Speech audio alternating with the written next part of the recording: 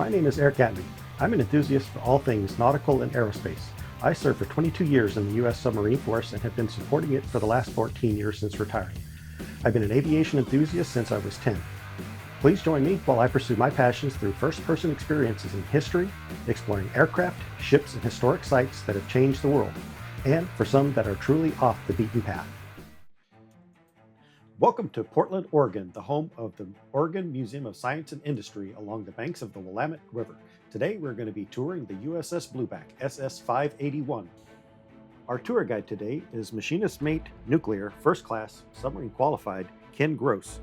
Ken served aboard the USS Memphis SSN 691. I served from 2000 to 2006, different class of boat than this. I served on Flight 1 Los Angeles, the USS Memphis. I was, and I guess technically am, a nuclear machinist mate, so I worked in the engine room, so I know a lot of secret stuff that I can't tell you, but none of it applies here because we have nothing nuclear on board, okay? So we're gonna tour the BLUEBACK, which is, believe it or not, a pretty important submarine in the United States Navy's history. She served Uncle Sam from 1959 until 1990. She was the last diesel-electric submarine that was built as a warship, and she was the last diesel-electric submarine to serve in the Navy as a warship, okay? I always get weird looks. People understand that there's a submarine called the Dolphin. It was a test submarine, experimental for battery technology, deep torpedo, all that fun stuff. The BLUEBACK is one of 3 boats in her class. She is part of the Barbell class. You have the Barbell, BLUEBACK, and Bonefish. Bonefish was lost in 1988 to a battery fire, loss of 3 lives on board. Ship was scrapped after that. The Barbell had an interesting situation where they took a lot of water on board while transiting on the surface. Damage was sufficient to make it not cost effective to repair. And then ultimately the BLUEBACK had some propulsion train abnormalities and failures at the end of her life that made her not cost effective to repair. So she was retired in 1990. So she served 30 plus years in Uncle Sam's Navy, been lots of places and seen lots of things as submarines do, right? So what makes her interesting is that she was built after the first nuclear submarine, after the first 4 or 5 nuclear submarines were built in the United States Navy. And then after her, every attack submarine after has been nuclear powered. There are a lot more advantages to nuclear power. So Portland is lucky in that we get to keep BLUEBACK here. Keep it in prosperity, right? Forever. 56. And then we have the BLUEBACK and the Barbell class of 3 boats. First put out to service in the late 1950s. And what makes the Barbell class special, she is the last diesel electric submarine class that was built. She is the first class of submarine that has this teardrop shaped hull.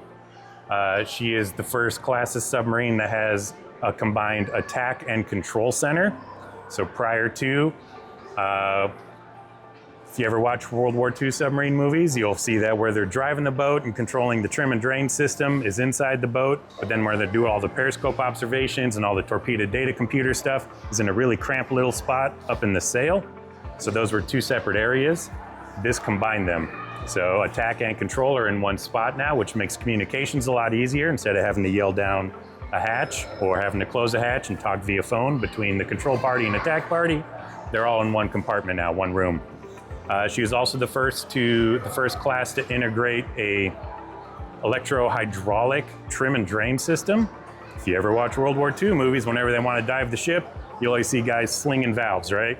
That's because all the trim and drain piping came through control or nearby control, and they'd have to manually open and shut all the valves to move the water where they need to move it. Barbell class was the first class where you flip a switch and it would hydraulically open a valve for you, okay? And this created what's called the ballast control panel, which we have on board. So this was much nicer. It also removed all that piping coming through the attack and control center and a lot less manual stuff.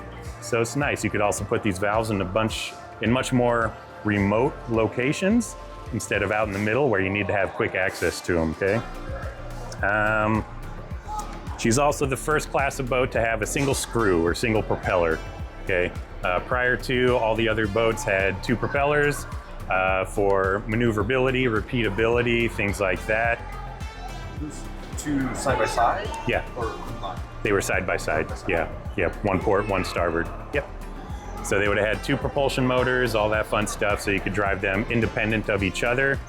This has a single main propulsion motor, single shaft, single screw, okay? If you haven't seen it before, here is the Blueback in all her glory. She's about 219 feet long. Her beam, or her widest width, is about 29 feet, okay? She is what is called a double hull construction. So there's an outer hull and then there's an inner pressure hull. And we're gonna be exploring that inner pressure hull, lovingly known by submariners as the people tank, okay? The space between those 2 holes is about 3 feet wide. And so that's what we use for ballast tanks as well as fuel oil storage, different things like that, okay? So if it's 29 feet on the outside, when we get inside the people tank, it's only 23 feet once we get inside. So we'll feel smaller than 29 feet because it is, all right? So like I mentioned, from bow to stern, she's about 219 feet long. When submerged, she displaces about 2,500 tons. Those of you that aren't used to thinking in hundreds of tons, it's a pretty decent amount. From what I understand, the average 2-story house is about 50 tons. So take that. If you've ever lifted a 2-story house up and you know how much 50 tons is, you now know how much 2,500 tons is, all right? So starting in the front, we've got the bow. Inside the bow, there's gonna be sonar arrays that we use for listening to what's out in the water. SONAR is an acronym, Sound Navigation and Ranging, in case you didn't know that. But it's essentially a bunch of hydrophones that we use to listen, but we can also actively put sound out as well to get echolocation. Think of like what bats do, right? We've got 6 torpedo tubes up in the bow. We'll see those when we get down in the torpedo room. On top of the boat, we have this flat area. This is lovingly known as the turtle back. Below that, between the turtle back and the actual hull, is going to be a whole bunch of support piping, such as the main engine induction, main engine exhaust, all that fun stuff. There's a whole bunch of piping that comes up into the sail that has to get back to the engine room. So that's where that's all at. The big structure with the 581 on it is what is known as the sail. It does not actually collect wind to help propel the ship. The Navy is just a big fan of using traditional terms as they no longer apply. So that is the sail. It is a free flooding structure. So when the ship submerges, that fills up with water. We don't want to trap air bubbles because air bubbles compress and decompress. They can make noise, all that fun stuff. And then sticking out the top, we got a whole bunch of various masts and antennas. I'm not going to go in depth into all the various masts and antennas, but we got periscopes, radio, radar, navigational aids, identify friend, foe, high frequency directional finding, and then the big structure on the back, the black one with the 2 tiers, that is what is called the snorkel, okay? The snorkel is very important, especially for diesel electric submarines. It's what we can stick up out of the water to bring fresh air into the boat to allow the diesels to run while we stay underwater. So we stick that pipe up out of the water, suck air into the boat for the diesels to use, and then the exhaust comes back out the bottom portion of it, the lower tier of the snorkel. We keep that lower portion underwater while we are snorkeling, while we're running the diesels, so that way all the diesel exhaust goes into the water. I know, it's not environmentally friendly, but believe it or not, when the US builds warships, the environment's not normally high on the priority list, since this thing's #1 function is to sink other ships, okay? 2 big reasons we put that diesel exhaust into the water. Number 1, diesels are known from time to time to emit black smoke, okay? And believe it or not, black smoke in the middle of the ocean, dead giveaway that somebody's there. Submarines like to work on stealth, so we avoid that. The other big reason is that diesel exhaust is noisy, okay? So it's actually a lot easier for us to hide the noise of the diesel exhaust in the water than it is above the water. If you ever been on the middle of a lake, a big lake, on a nice calm day, you can hear people talking on shore, right? Even though they may be a mile away. So imagine 3 1,600 horsepower unmuffled diesels going full bore, you're gonna hear them a long way. So we put that noise into the water where we can actually mask it, okay? Coming aft, we have our little hut there. That's not original to the boat. That was added to allow ease of access on board. Something about OSHA not wanting you guys climbing 30-foot vertical ladders to get on and off the boat. I don't know. But then coming all the way back, we have the rudder sticking up, and the water is actually relatively calm. You can see the top of one of the vertical stabilizers on the port stern plane there. So that gives you an idea of how wide the stern planes actually are. So on this boat, we have several different control surfaces is what we call them. On the sail, we have the two wings that stick out just above and forward of the 581. Those are known as fairwater planes.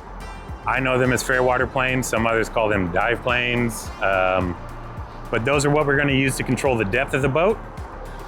Coming aft, the rudder is used for controlling what direction we're heading, left, right, port, starboard, whatever you want to call it. And then the stern planes are what we use to control the angle of the boat, okay? As we go through, you'll hear me use ship and boat intermixed. When I speak lovingly or happily about it, it'll be boat. When I'm speaking technically, I'll probably call it a ship, okay? It's just the way it is. This is the Blueback's propeller, or her screw. As you can see, it's a 5-bladed propeller. Submarine propellers are usually very unique in shape. They are designed to produce maximum thrust at the lowest revolutions possible. Essentially, the less rotating noise you generate, the quieter the ship's gonna be, the boat's gonna be. So submarine infrastructure, the propulsion train is set up to have the screw turn as slow as possible, but you still need to have a whole lot of bite to actually propel the boat, okay? So we can see there's very unique blade shapes on this. I call it a banana, but she's gonna be spinning this way to go forward, and then counterclockwise when she wants to go backward. You can see by the shape of it, obviously it's not gonna be that efficient going backwards. We're not designed to really go backwards. Backwards on a submarine is usually an emergency situation, okay? So we're not too concerned with the efficiency of what's going on there. You never hear all back 1/3 unless you're tying up to the pier. It's usually no backing bells or all back emergency, okay? Those are usual reversing commands on a boat. What makes Blueback special? She does have what is called a PRAIRIE masker system, okay? So this was built and designed for diesel electric submarines. So while they are snorkeling at periscope depth, or snorkeling depth, whatever you want to call it, we make a lot of noise. The diesels that we have on board are very loud. They make a whole lot of noise. I mentioned all that diesel exhaust coming out the snorkel mast. That's also very loud. So the PRAIRIE masker system is broken into two parts, the PRAIRIE and the masker. On the propeller, we're gonna have the PRAIRIE system. So inside the boat, we have this really, really big air compressor that's compressing air up to about 140 PSI, or pounds force per square inch. And it's gonna actually push it into the propeller. And if you guys come up close, on the leading edge, you might see a whole bunch of tiny little holes, okay? So all those little holes, there's air passages inside for this air to come out the front edge of this blade. Those that are submariners are gonna be thinking that's goofy. One of the things that we always fight on a submarine is what is called cavitation, okay? So cavitation is a very noisy and damaging evolution. Essentially what it means is that as the propeller is spinning, on the trailing edge, or the trailing edge, whichever way you want to look at it, it's going to be a low pressure area. If you're spinning that propeller fast enough, when you're not in deep enough water, you're actually going to make this low pressure area below the boiling point of the water, and it's going to start boiling, okay? The problem with that is that when it boils, it makes little gas bubbles. When those gas bubbles come back out in a high pressure area, they collapse. When those bubbles collapse, it makes a noise, okay? If it happens really close to the propeller blade, over time, it can also start pitting away at the propeller blade, okay? So, what we can do with the PRAIRIE system is we introduce all these air bubbles along the leading edge. So they're coming out, which means we can turn the propeller as fast as we can, not care about cavitation, because all these bubbles that we are introducing into the water will capture any of the cavitation bubbles that we generate, but because they are getting captured into bubbles that we have manufactured, not due to the boiling of the water, they will not collapse again, okay? And so the bubbles from the cavitation will combine with our PRAIRIE bubbles, they'll go up to the surface, bloop, and it's supposed to sound like a gentle rain when you're listening to it on sonar, okay? So it's just going up topside. So that's one thing that we can do. It's pretty unique. Not a whole lot of boats have PRAIRIE masker systems. It's a really interesting concept, but essentially we capture the boiling water bubbles into our own bubbles that won't be compressed and pop again. When was that technique developed?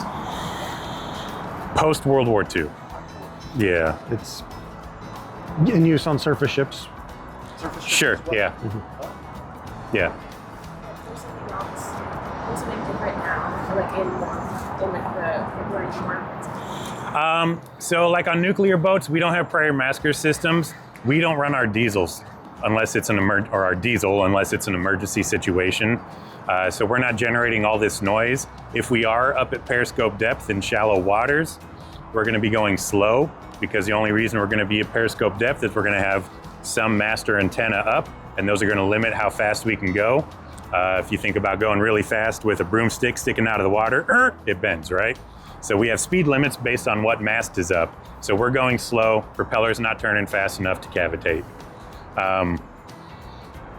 When we do cavitate, it'll be because we're accelerating really fast, usually, or we're going too fast for the depth of water that we're in. So this is all a variable water column you have to think about, okay? So we have no need for that, but surface ships do to kind of mask some of their noise, but also I think it's mainly to prevent pitting and destroying their propellers super fast, okay? The other portion of it is what's called the masker system, and that's going to be actually on the boat. So surrounding the boat in 3 places, as well as on the front edge of the sail, there are what are called girth emitters. So the same air will get pushed out through those, and it'll create a cloud of bubbles that surround the boat. And basically the function of that is that the way that sound travels through water, air, and an air-water interface are all very different. So if we generate a lot of noise in the boat, we'll say this is the boat, and we got our bubble mask here. The sound's gonna travel out. It'll hit that interface between water and air. It's gonna change direction, or it may slow down or change its tone. Then it's gonna go into the air, and it may actually get reflected back, okay? At some point, you're gonna have enough bubbles that it's gonna actually end up sending the sound back, or it's just gonna dissipate it. So any noise that we make is gonna come into this bubble cloud, and it'll come back to the boat, and we can put a special tiling or an anechoic rubber or whatever on the boat that'll help absorb that noise. So noise that we put out will get sucked up again by the boat, which is how we can hide that noise from the snorkeling diesels, okay? So it technically has 3 levels to it. We are in upper level. We are in officer's country right now. Specifically, we're in the wardroom, okay? When this boat went to sea, the normal crew complement was about 85. Of that, 8 are gonna be officers, 77 are enlisted. This wardroom is where those 8 officers are gonna take meals, have training, relaxation, write letters home we can't mail out, all that fun kind of stuff, okay? Yeah. As we go through the boat, this is gonna be this is gonna be the most luxurious part of the boat, for one. Nice simulated wood grain. That makes you feel like you're at home, right? Yeah, like a cabin. Yeah. Is that standard? Yeah. Light. Yeah. Light. Yeah, we'll No, go. that was supposed Yeah. for the... No, we'll get there. We'll Okay. get there. Simmer down now. Okay. Yeah, so this is gonna be the most luxurious part of the boat. Anywhere there's carpet, this means for officers only, with the exception of very few enlisted people that may be coming in to give reports to the captain, or that we're working in the wardroom pantry right behind you, that stainless steel locker there.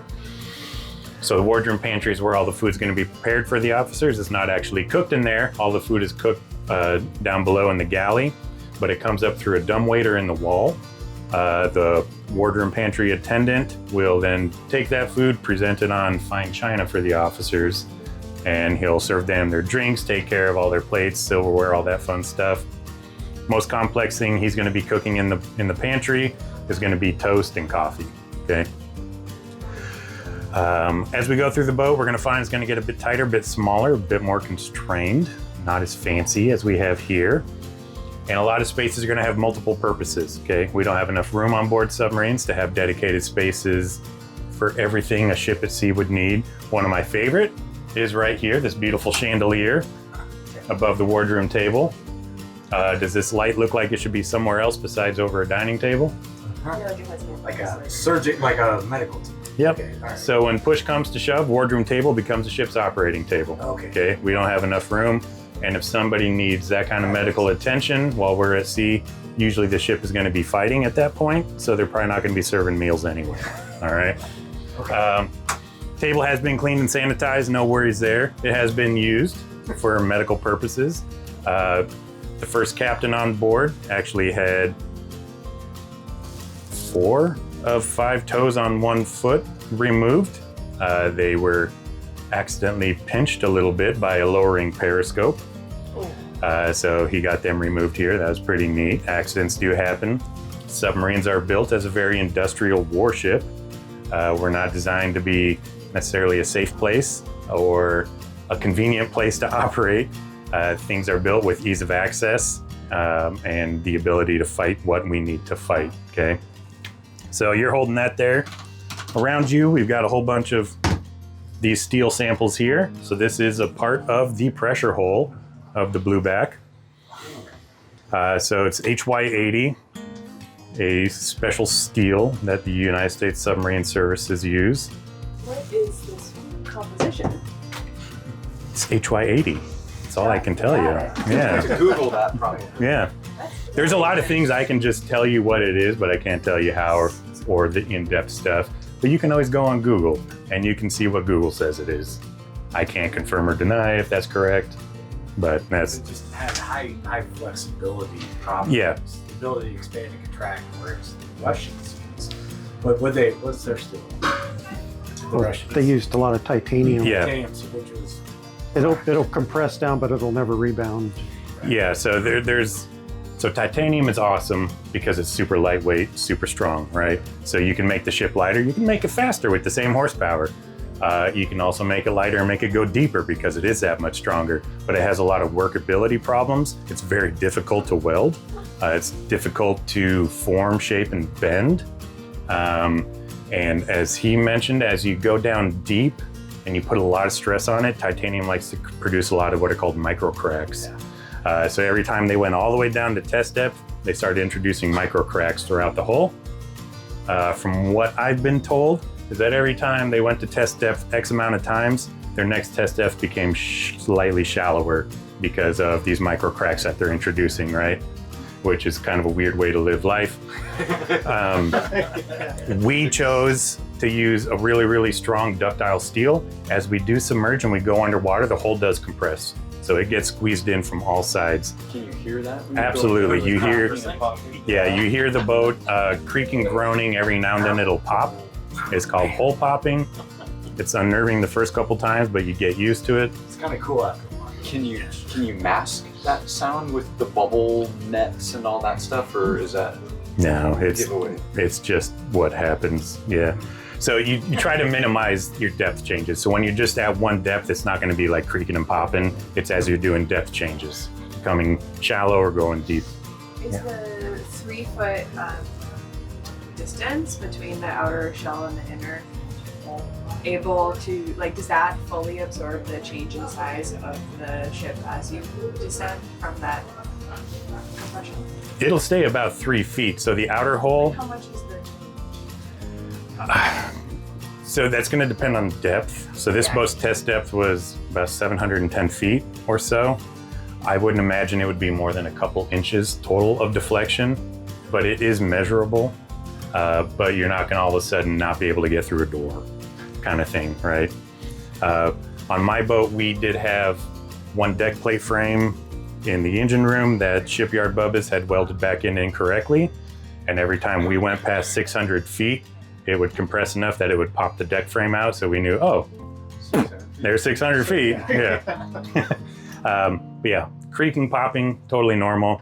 So we chose this steel because it is ductile. It does flex a lot, but it's really, really strong.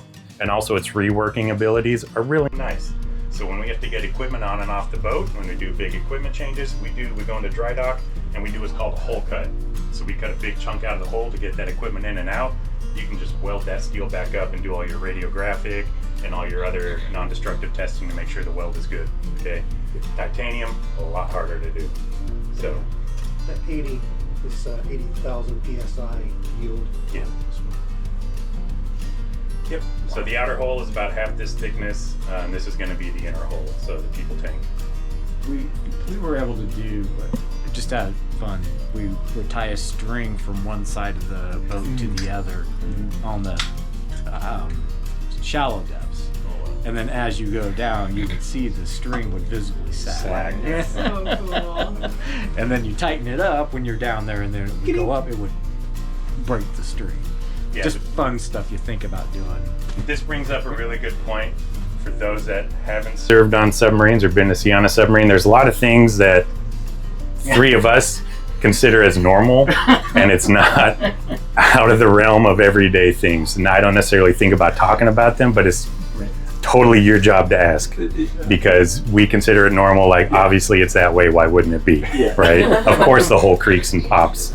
I mean, when you do a big hole cut, the only way to recertify the hole is go all the way back down to test depth. You go down 100 feet at a time, you sit there, you inspect for leaks and abnormalities, 100 feet at a time, all the way down to test depth. On my boat, we sat there for 24 hours, and then we came back in and they could do all the lagging. Do the and all welders installations. come with you? Depending on the severity of it. It's usually engineers. Right? Usually it's engineers. But depending, I know way back in the day, they used to have a lot more shipyard workers that would come down as well as emergency repair if they needed to, because things were a lot more experimental back in the day. But normally we try to minimize the number of civilians that go to sea on submarines, just because it is. It would be. Behind me here, we got some scale models of different submarines. Every one of these but one are American, okay? So we'll call this number 1, 2, 3, 4, and 5. Of these 5, which one do you think we are currently on? Which one is Blueback? That one? Any other guesses? All right. We are. This is Blueback, 219 feet long, okay?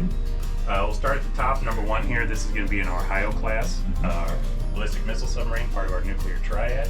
She's about 560 feet long, displacing 16,000 tons, I believe. You got a group? Okay, all right. So we got to run. So follow me. We're going to go hide in radio. Run away! Run away!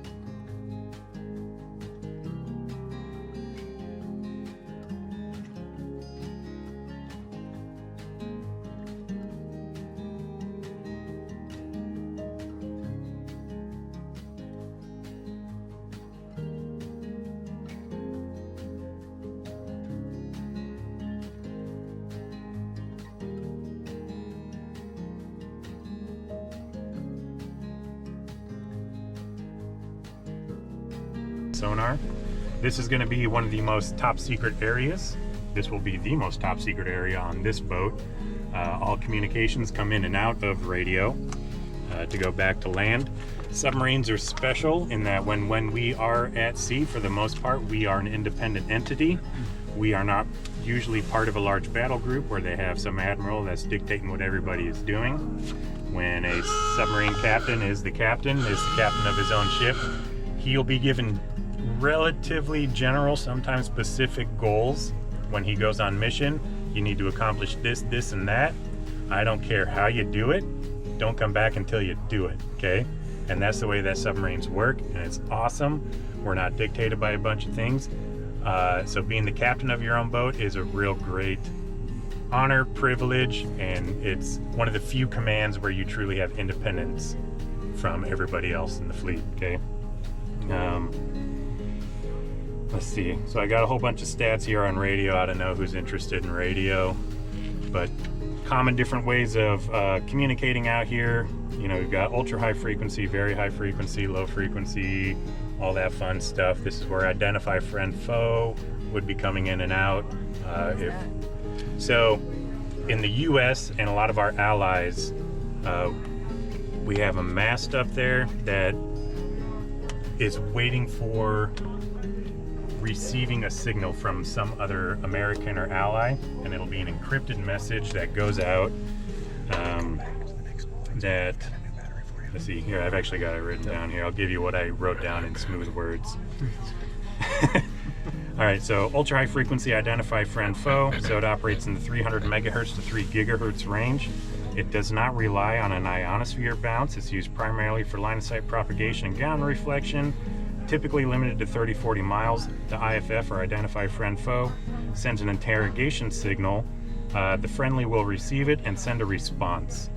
So if no response is received or an invalid reply is received by the sender, the object is not positively identified as foe, can only be used to identify a positively friendly friend. So it's a signal. So we got a mast that's up there that's set to receive all the time. If somebody sends us an identify friend foe signal, we reply back with the correct one. They know that we are friends. That's all it is. So we don't accidentally fire upon each other. This was developed World War II, I want to say. Probably much more simpler methods back then. But when you look at like big battle groups, when you have multiple battle groups and a whole bunch of submarines coming in all into one small area, it could probably get confusing pretty quick. If you're just looking at blips on a screen, who's that guy? Send an IFF, let's find out. So. Nice. What? Cool. Oh, okay. Yeah. Let's see, so radar we've got up there. See some of the fun things that we talk about. So we've got ultra high frequency, medium frequency, high frequency, very low frequency, and then we have ELF, which is extremely low frequency. Okay, so the high frequency and above, it's nothing special. It's normal radio communications, protocols, all that fun stuff. So I don't usually talk too much about them. VLF, very low frequency, operates in the 14 to 38 kilohertz, and it can penetrate seawater, depending on the seawater, 30 to 50 feet. Okay, this was later converted to what is called a floating wire, where we essentially have a radio mast on a wire that comes out the back of the sail, and it'll float up to the surface, so we can trail this behind us, and it can receive and send, or it can receive communication. It can't send out, but it can receive. So we can receive communication from headquarters or whoever else we need to, but we can't send out from that. It would be used if we're out there somewhere like waiting to get a message.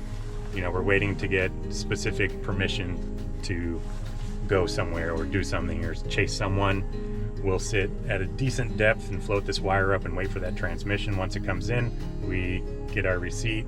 If we need to go up to periscope depth and acknowledge, we'll go do that and then go do our thing. It has a very low data transmission rate, so it's on the order of about 300 bits a second. So this is about one sentence every 2 seconds, roughly, is what you can receive. In modern times, it's very slow, right? So it's about 450 words a minute is what we could receive on average through VLF or the floating wire while this boat was in service. For the most part, I want to be talking about this boat when she was in service. Obviously, technology is advanced, but I don't know all that stuff, and I won't talk about it. The more neat one is what's called ELF, so extremely low frequency. So this operates at 76 hertz. You think about radio operating at 76 hertz, that's kind of crazy. The neat thing is that it's kind of radio, but it's kind of not. Okay. So the wavelength corresponds to about a quarter of Earth's diameter. Just think about that. Think about a wavelength, right? So it's employed. It it employed a code that used 64 symbols, and each one of them represented a very long pseudo-random sequence that was encrypted. So we would send like 3-letter bursts out, or we wouldn't, Shore would. We can't transmit on ELF. It's a one-way communication of the submarine on the order of 3 to 4 characters per minute. Usually it would be used to tell us, hey, come up to periscope depth to receive transmission, or if it's like a ballistic missile submarine, it could be, hey, get ready to spin up your weapons. You're gonna go launch and destroy this country for us, kind of stuff like that. The US has 2 antenna sites. One is in Wisconsin, one is in Michigan. 2 big old antennas that are something like 25 miles apart that create the dipole for it, and it actually transmits through the Earth. It's pretty neat. So, yeah. So when you guys are ever watching Hunt for Red October, and they get this EAM, the emergency action message, right? And it's like 3 letters, 3 or 4 letters. That's an EO.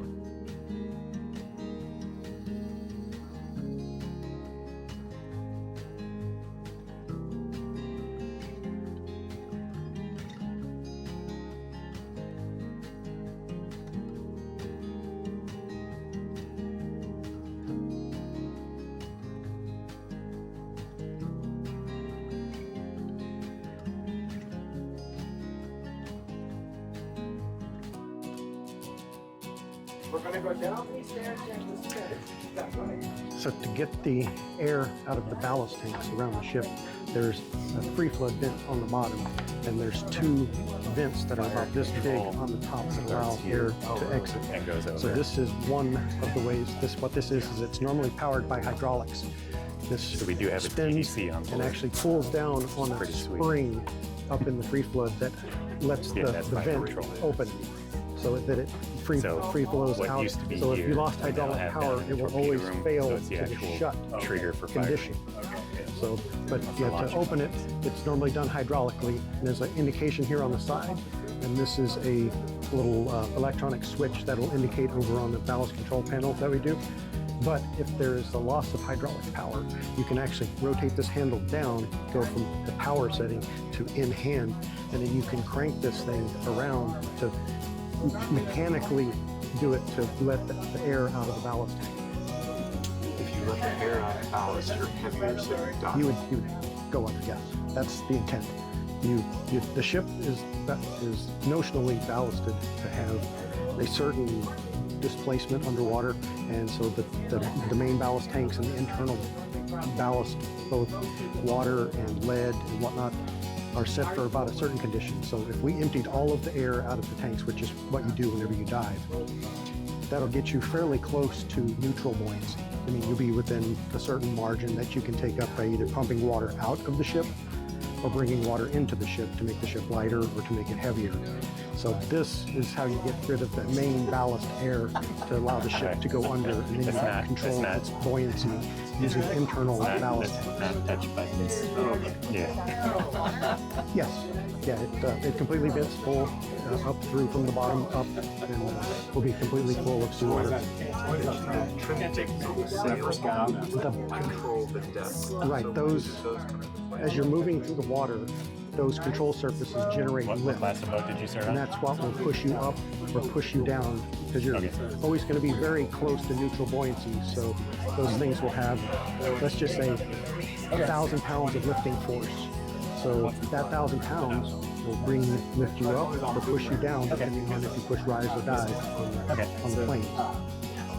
It's just kind of like that. And that varies by speed. That it gets more effective the faster you go. It's a square of the speed. So if you're at 3 knots and you go to 4 knots, you go from 9 to 16 effectively. So it ramps up very quickly. It becomes much more effective the faster you go. Yeah. So the one with the blue lights on it, so Yeah, that's it's going just to be the a shut TDC torpedo condition data and an open computer. condition. That's an actual physical rod that goes up, and then this is an electrical connection that right now, as So it's the only up, time it that we would indicates normally through go this to red electrical lights switch is, remotely to the ballast control panel. when we have a periscope up in the pitch black darkness, it can take the human eyes up to 2 minutes to adjust. Yep. And this is pure our gyro compass. So believe it or not, magnetic compasses don't really work that great inside a steel tube, especially when you go up north near the North Pole, where the North Pole and the magnetic North Pole aren't matching, okay? We found that, especially during the Cold War, when we want to launch missiles and all that stuff, our biggest adversary was obviously Russia. We were wanting to be up north. Things weren't that great up there when it came to figuring out where we were, what we were supposed to be doing. So it's also prior to satellite technology and GPS. So the Navy created this submarine internal navigation system called SINS, S-I-N-S. If you didn't know, the military's big on acronyms, okay? So this is essentially a gyro compass that's spinning off a 400 hertz motor. So that motor is spinning 400 times a second, okay? So 400 times a second times 60 seconds is however many, 24,000 rotations a minute, okay? So we use that inertial spinning to keep it straight and upright so it knows exactly where we is. So it is constantly spinning at the same speed. So even if the ship moves underneath it, it's still pointing the same direction because of that inertial speed that's holding it going that one way. So it's kind of like taking a dreidel or a top, right? You spin it, if you spin it hard enough, it'll stay upright. Once it starts slowing down, it'll start wobbling and losing its direction. So same thing with this. This one is actually pretty special. So it is a dual gimbal mounted spinning mechanism encased in liquid mercury, which itself is floating in liquid mercury, powered off 400 hertz. Liquid mercury, floating in liquid mercury? So the gimbal, so yeah, so it's dual gimbals, so one this way, one that way. So you have one of the gimbals is floating on mercury, the other is floating on its own pool of mercury. Got it. So it's friction free. That way, if we lost power to it, it would keep spinning and stay accurate for a relatively decent amount of time before we restored to power to it. But this does have backup power sources. It's a very important system. From my understanding, I've talked to old salts that served on this boat. Before they would go to sea, they would start this up about 3 days prior, and it would take about 2 days to stabilize and become normal, and they could calibrate it and make it true, and then off they go. Yeah. Modern boats, we still have gyro compasses like this, but we also have GPS that we can double check with, or we rely on GPS and double check with this. Yeah. You can get GPS signals underwater. From one of the masts, if you stick it up, you can receive it. And then once you pull that down and you lose sync on GPS, then it no longer becomes a position. You shift from having an actual known position to a position of uncertainty that you know fairly well how that's going to creep out over time. Right. Yep. So one of the things we talked about in radio is a floating wire. If you guys remember, you talking about that coming out the back of the sail to float to the top. So the floating wire is stored in this cabinet right here, the reel of it. And this is actually its Bowden tube that comes out.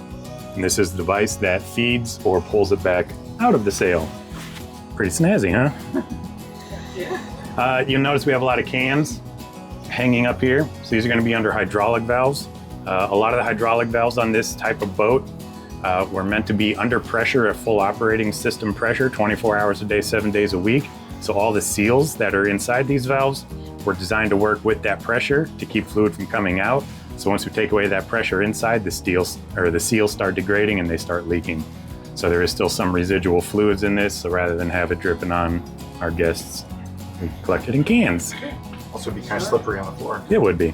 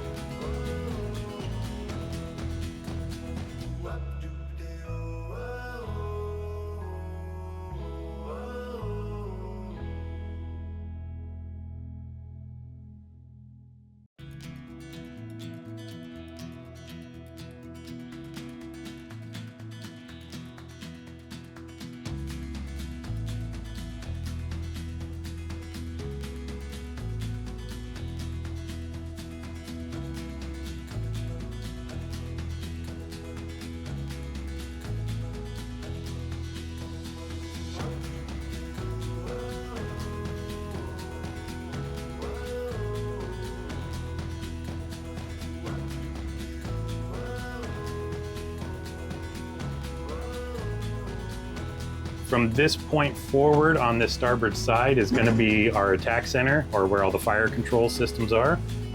So this is where we're going to do all the programming and mathing and development for figuring out which torpedoes go where and how they go and where their target's going to be. Yep, feel free to step up. In the center here, we've got our 2 periscopes, number 1, number 2. Number 1 would normally be our attack. This would be our observation. Attack periscope is going to be used for what its name describes, attack. So it's going to have all the crosshairs on it to determine speed, distance, size, bearings, all that fun stuff to the bad guy from us. Observation periscope will be able to pan or tilt up and down. So the reason that we have 2 is that if the officer of the deck is focused on the enemy that we're going to be attacking, they're only going to be looking at the bad guy. So we have another guy back here looking around to make sure we're not getting snuck up on. There aren't destroyers coming in behind us. There's not another submarine periscope sticking up, or airplanes above us that are willing to come down. Can you hand me Bob? Bob. Can you hand me Bob? He wants Bob. If you guys want to look through the periscopes, feel free. They do not any longer go up, down, or rotate. But if you see any bad guys, let me know. All right. So before, For sure. Why else would they be running? yeah. All right. So before the next tour group gets in here, I'm going to go through the 3 alarms that we have on board. So we have general, diving, and collision. Okay. So they're all going to be different colors. This isn't trained into submariners. You know what color alarm does what, but the handles are also different shapes. So if it is a dark smoke-filled environment, you can feel the handle. You know the shape of it. You know what it is. The most common one that everybody correlates to submarines is going to be the diving alarm, okay? So it's our klaxon. We'll sound this before we dive the ship. If anybody is very sensitive to loud noises, oh, we'll hold off on that. Okay, so we're gonna hide. We got another group coming in. Yes, I have 12. Okay, so everybody come hide back here with me. Sorry.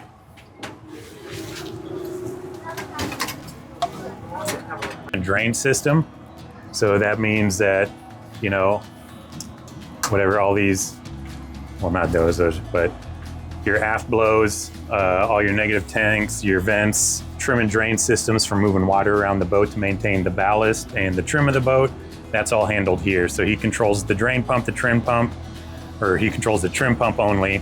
Back in the engine room, they control the drain pump, but he has indicators of everything that's going on in the trim system, tank volumes, pressures in the trim system, all that fun stuff. And he's also got all his various trim tanks up here that he can see how much water is in them. So Chief of the Watch is what stands here. His job, primary function is maintain the ballast and trim of the boat. When we are submerged, we want to maintain what is called a neutral buoyancy, which means that if we come to an all stop, we don't want to be positively buoyant and float. We also don't want to be negatively buoyant and sink. We want to stop and stay at that exact depth we're at, but we also don't want to go to some weird angle because we're heavy aft or heavy forward or something like that. So that's the main job of the Chief of the Watch, is to move water around to maintain the buoyancy and ballast of the boat. When a new Chief of the Watch qualifies, a lot of times when he stands his first watch, we'll have what is called a trim party, where we play around with him. So we'll gather 10 to 12 guys. We'll coordinate with the officer of the deck, make sure it's okay to do it first. But we'll take 10 or 12 guys, send them as far back in the engine room as you can possibly go. So you have about a dozen 200-pound guys back there. So a couple tons of dudes just got real heavy back aft. Officer of the deck will bring up a really slow bell, and you'll see as we lose speed, all the planes that change, that control us, are gonna lose effect because you have less water moving over them. And so we'll see that the boat will start getting heavy in the aft. New Chief of the Watch, he's kind of freaking out because this is his first time standing this watch all by himself. So he's gonna be like, oh, and so he's gonna move water from aft forward to make us heavy up forward to balance out the dozen guys we sent back aft. Once, And those guys are when we're back there, we can hear him moving water. Once we hear the water stop moving, we'll all Peter patter all the way up forward, go as far forward as we Keep can. compounding it. Yep. So he just moved, we'll say 2 tons of water up forward to counter the 2 tons of dudes in the engine room. And we just add another 2 tons of people up forward. So we're now 4 tons heavy up forward. Officer deck will slow down. Chief of the Watch will see the nose is going to start diving. He's going to move water. When we hear him stop moving water, we'll start heading aft again. And so every time it doubles, right?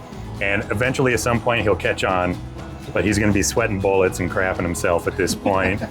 And then he'll request the officer deck to politely secure the trim party, and then we'll all go back to our normal, and he'll have to readjust all his trim again to get us neutrally trimmed. So what does it feel like when you're on, for a person who's not participating in this walking, you're not the trim party, who don't, by the way, sound very trim according to your Description. specificity. I was just using easy round numbers. Okay. Yeah, but what does it feel like to be on the boat as it's happening? I mean, it's going to be so minimal. If you're just doing your normal daily thing, you're not going to notice that, because it's when we change depths, we change angle to change depths. We don't stay flat and change depths like that. So we're constantly going up and down doing our thing. So the boat is moving. It's normal that the floor moves underneath you up and down, different angles, different directions. So if you're not part of the trim party, you don't notice it. But he's going to be hypersensitive to it because that's his job. There's a mechanical. Yep. Yes, clinometers. Yep. So we got our clinometers there for port and starboard, and then behind There we go. Okay. dude there, we got fore and aft. So that's what is called our bubble. So when you watch submarine movies and they say, you know, like 5-degree rise, watch your bubble. That's what they're watching is that. Okay. So here in the forward port corner, we got bubblehead. that's the term bubblehead. Absolutely. So the handle there, pull back and push forward, Yep. Yes. Yep. and that's adjusting the planes on the sail. So so it can be set up to control any surfaces. So we got helmsman and planesman normally. Normally one is going to be controlling depth and direction, the other is going to be controlling angle. But you can switch, so each of them can do whichever surfaces they wanted, or the dive officer wants them to do.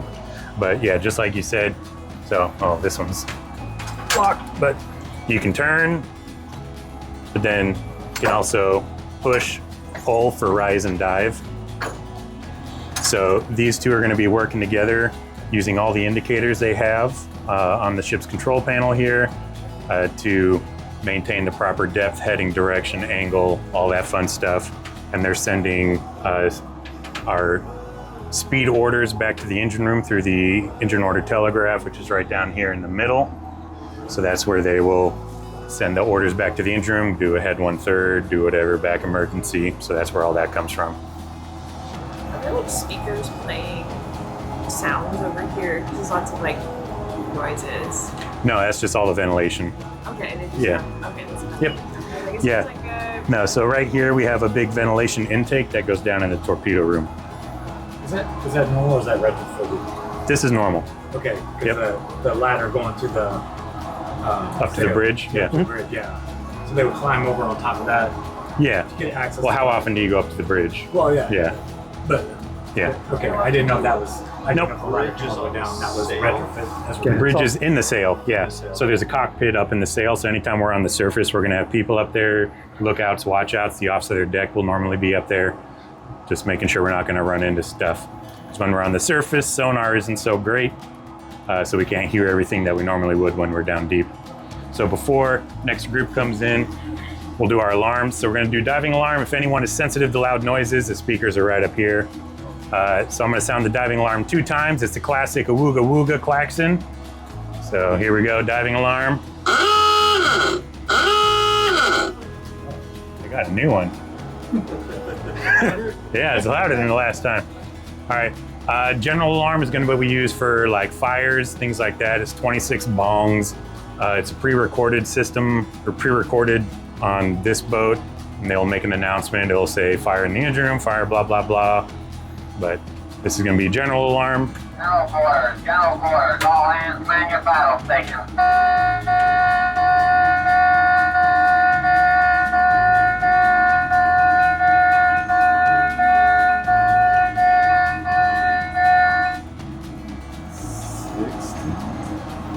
So it's different recording on this than my boat. Then we got the collision alarm. Collision is going to be used for flooding or like an incoming torpedo, things like that.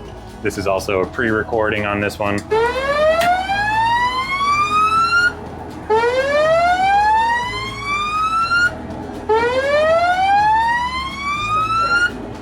Rig for collision. Rig for collision.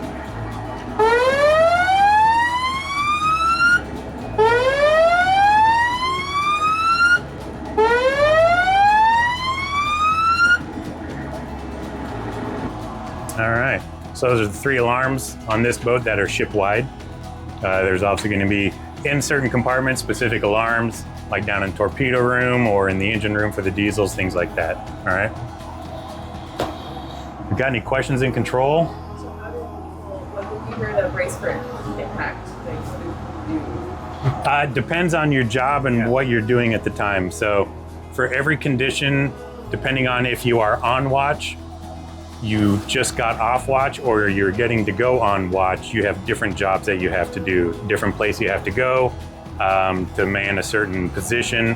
It could be you're a general damage control person and cruise mess getting ready to be sent wherever to fight whatever casualty, or you could be, you know, battle stations fire control operator. So you would come here, man headphones, plug in, get everything ready for battle stations.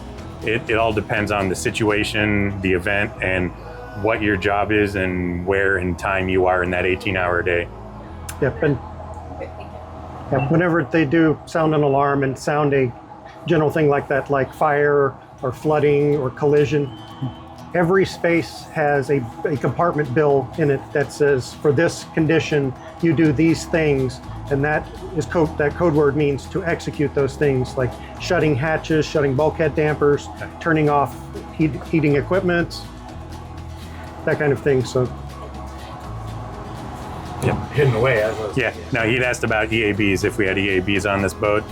They retrofitted the boat in the early 80s for EAB manifolds. It didn't have it prior to that. So this EAB stands for emergency air breathing. So it's a mask that we can plug into this. This force feeds us air that we can use. Fighting fires or refrigerant leaks, all that fun stuff. Would still be alive, controlling the ship. If this were to fill black smoke, these guys here would do their part. They'd still be alive, and the rest, everybody else would be suffocating. Yep. So they were retrofitted on this boat. It didn't originally come with them, so that's why they're in kind of weird places. And there aren't that many of them either. On modern boats, they're literally everywhere. Every like 10 feet. Yeah. So one thing that we would do is we would have what are called damage control Olympics on my boat.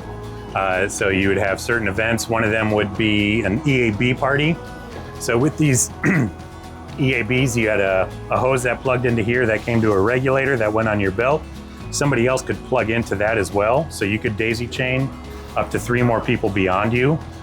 So we would have what we called Olympics, where you would go from the most forward EAB manifold in the boat, and you would have to time it with your guys because you're taking away their air. Once you unplug this, there's no air for anyone.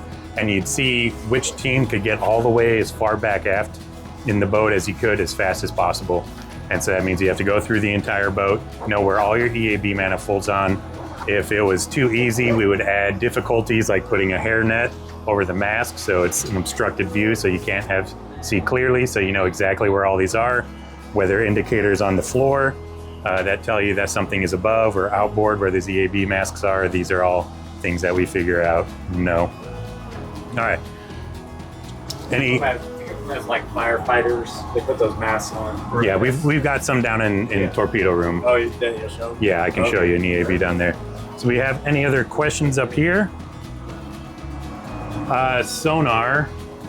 We have sonar repeater right down here, if you're interested. Nope, okay. This one. That's sonar repeater, yeah. All right. So we're gonna head down this ladder. This is an original ladder to the boat. On submarine, stairs and ladders are the same thing. Just depends on how vertical they are. So these are steep. Please take your time coming down. At the bottom of the stairs on the right is gonna be sonar. We're gonna head into sonar, okay?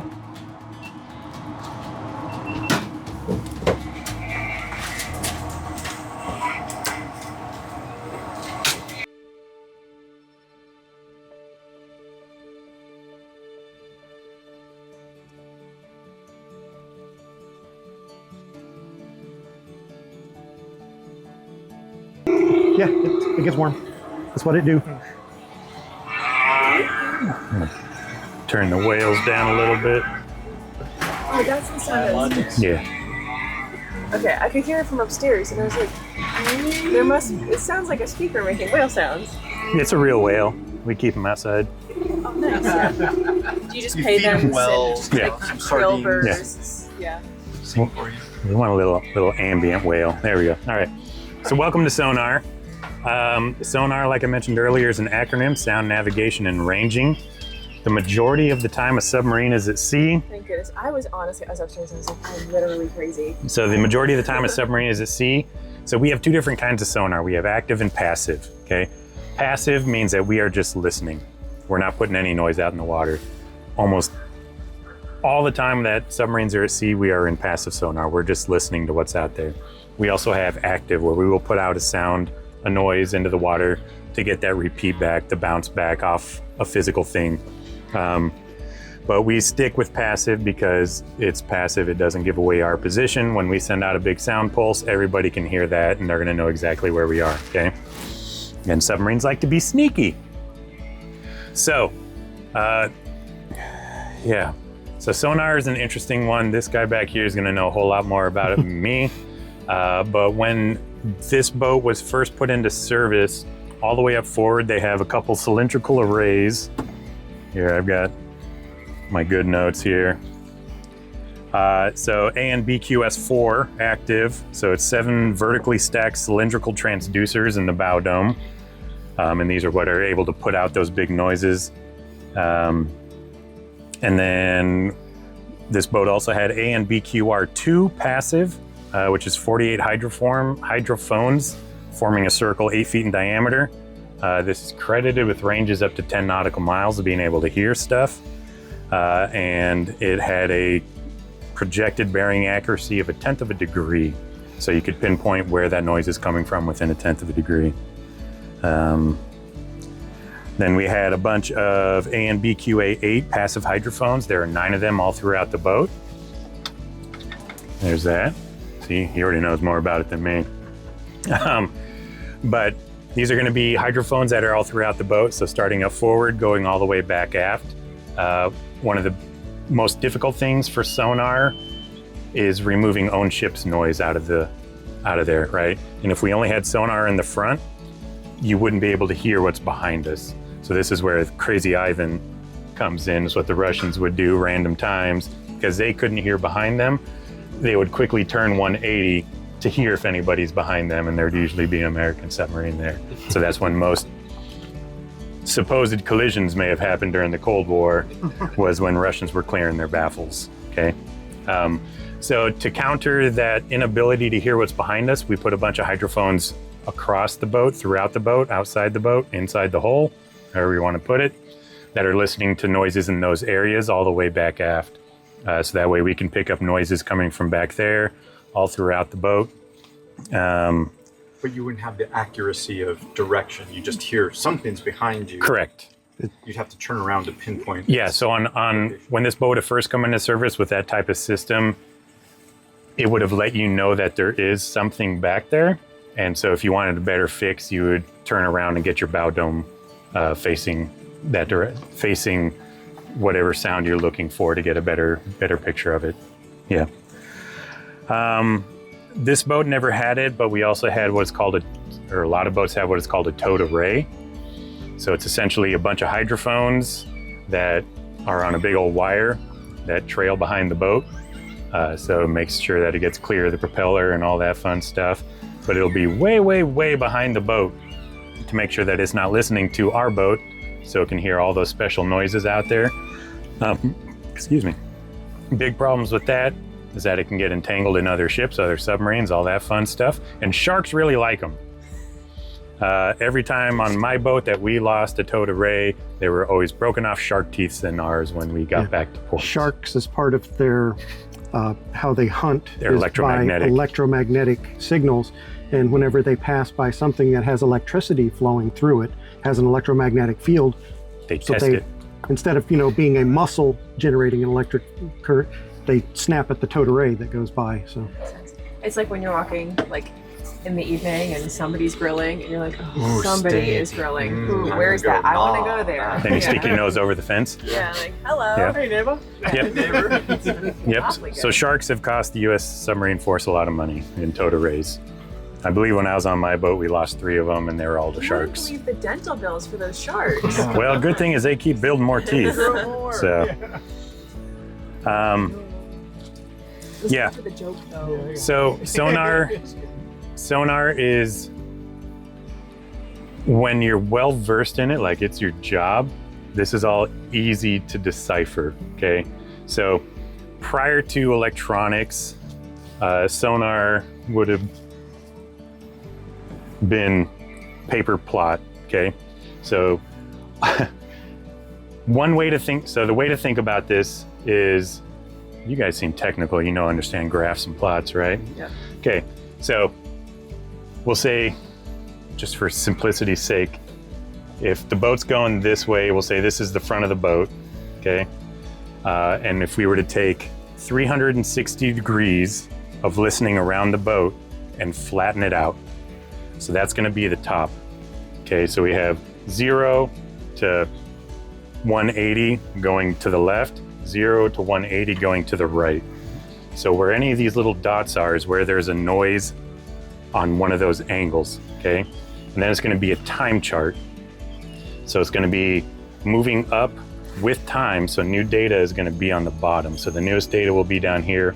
Old data is going to be up there. To me, it looks like this is all just own ship's noise, because it's all at 0 essentially, right? The one line on the left. Except for that one, I can't see it from here, yeah. So there's going to be a trace on the left there. That's good eye, I couldn't see it. So we can see that, you know, it starts out somewhere behind us to the left, and it keeps going behind us. Closer to directly behind us. Okay, but it's not doing any really active changes in that. So, I mean, it kind of, a 3-minute primer on sonar is hard. So it's not doing any crazy directional changes or speed changes because it's just a straight line. So it's just going one direction at one speed. Please stop touching buttons. Polly. Okay. We come over here. This is going to be more similar to what modern boats have. This is called a waterfall display. And so this is that same paper chart, but in electronic form. Okay. So the new data's at the top. Waterfalls. Yeah. Yeah, so on this, the new data is on the top. So we can see, you know, we still have 0 to 180, 0 to 180 going the different directions, and then time. This says 0 to 30 seconds. I don't know what it'd normally be. But here we have like an old trace. So we're gonna have a really fine resolution of what's really going on in short time, in time of seconds. And then down here is gonna be a history plot, like over minutes.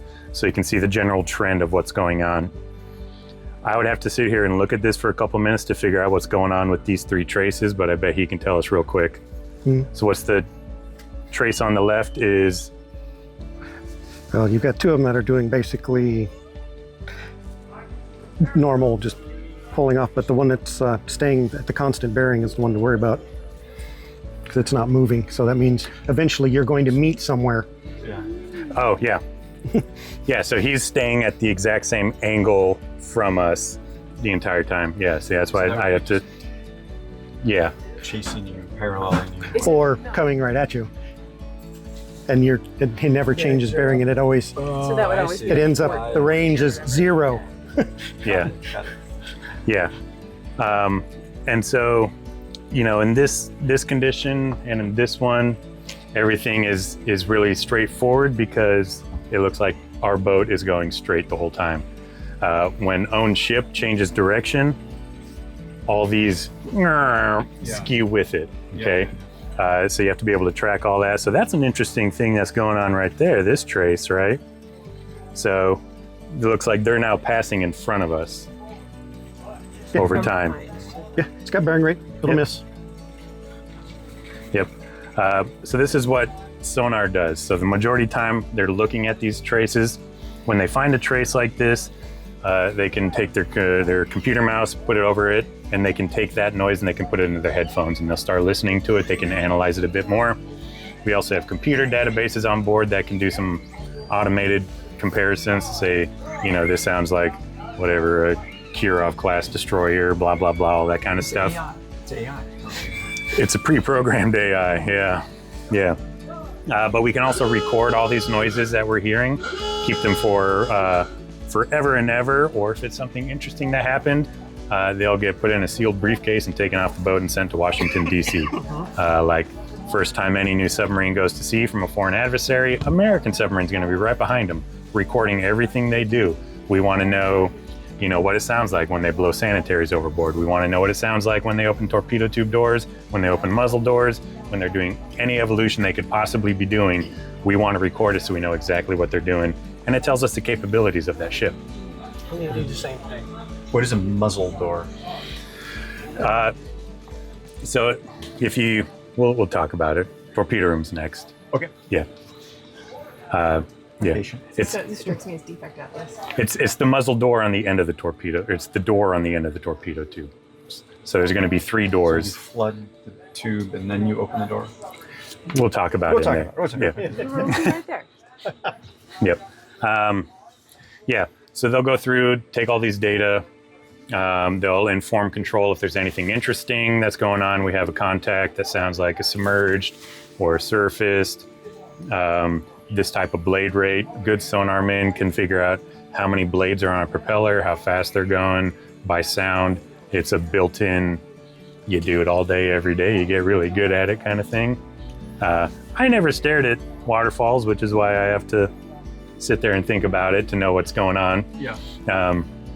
But it's pretty important. When we go to active sonar, it's doing full active is an incredible amount of power.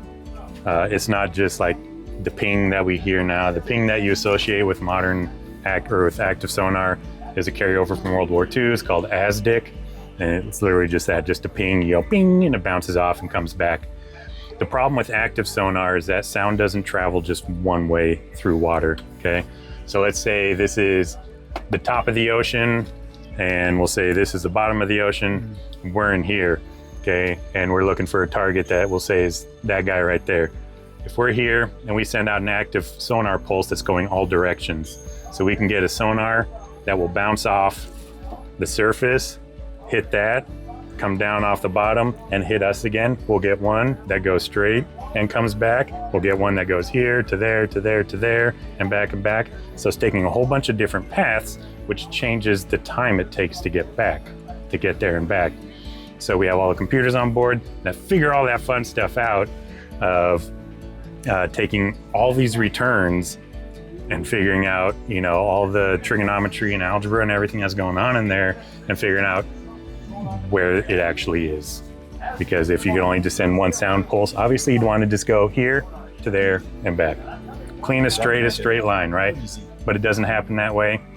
And also as we go through the ocean, the temperature and salinity of the ocean is changing as well, which changes the density of the water, which changes how sound refracts through it or moves through it. And so we'll have a lot of, fix the light, yeah. The you know. Fonzie tap. So we'll have these depth sound speed indicators.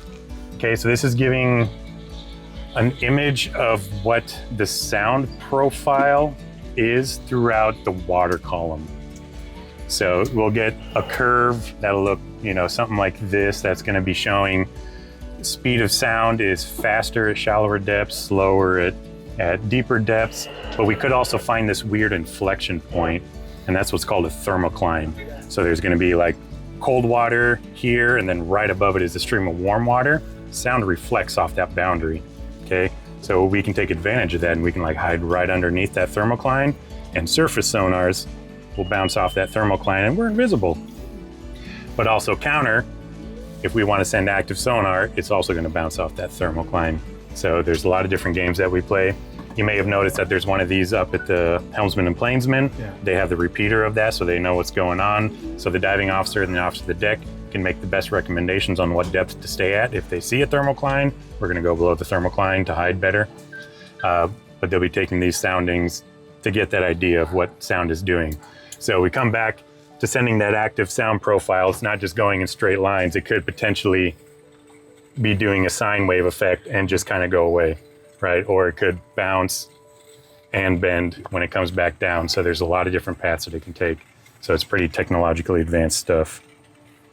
Does it also mean you're deaf or blind to certain There are areas? shadow zones because of how it refracts. It would refract. There'll be areas that there would be no So path that sound could get through. Yep.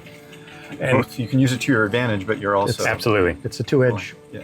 But then the other problem with using only passive is that things that don't make noise you don't see. So like underwater mountains, you just don't see them. Uncharted mountains, uncharted wrecks, they don't make noise, you don't see them, okay? Sonar's biggest enemy is gonna be what we're hearing here, lovingly known as biologics. So different whales, orcas, dolphins, all that fun stuff, they love to hide, they love to play around submarines because we make this wake and they can sail along in it, go along with us. But the worst biologic to a sonar min is gonna be popcorn shrimp, okay? Because there's never just one shrimp. No.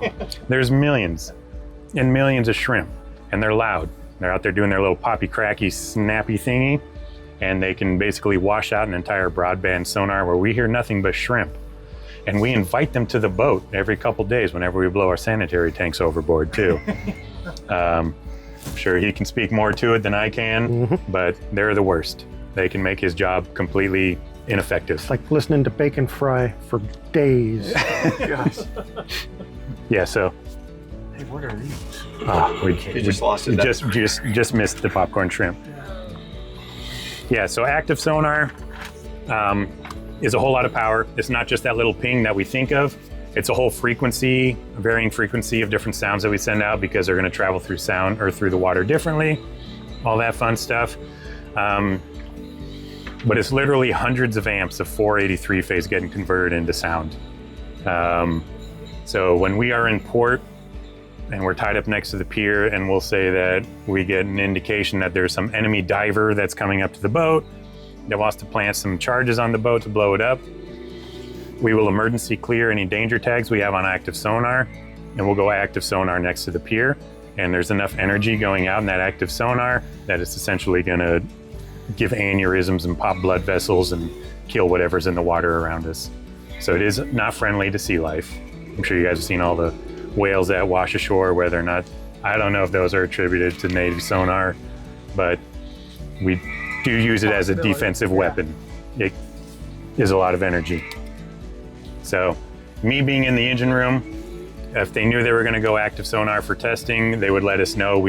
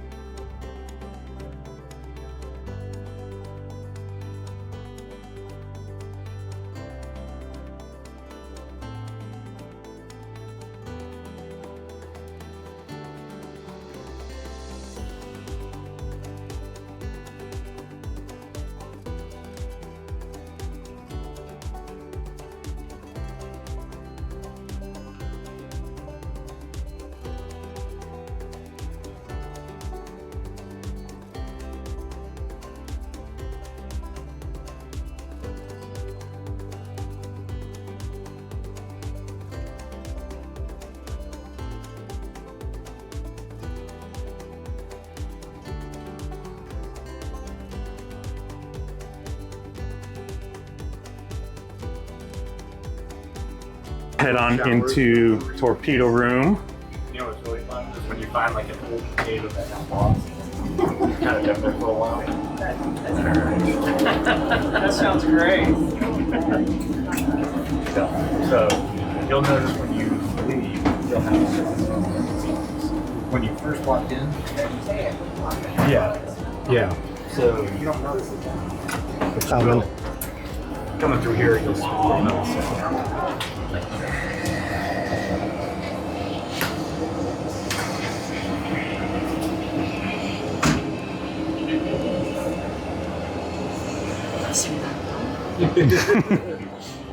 One of our tour guides, that was his former ship.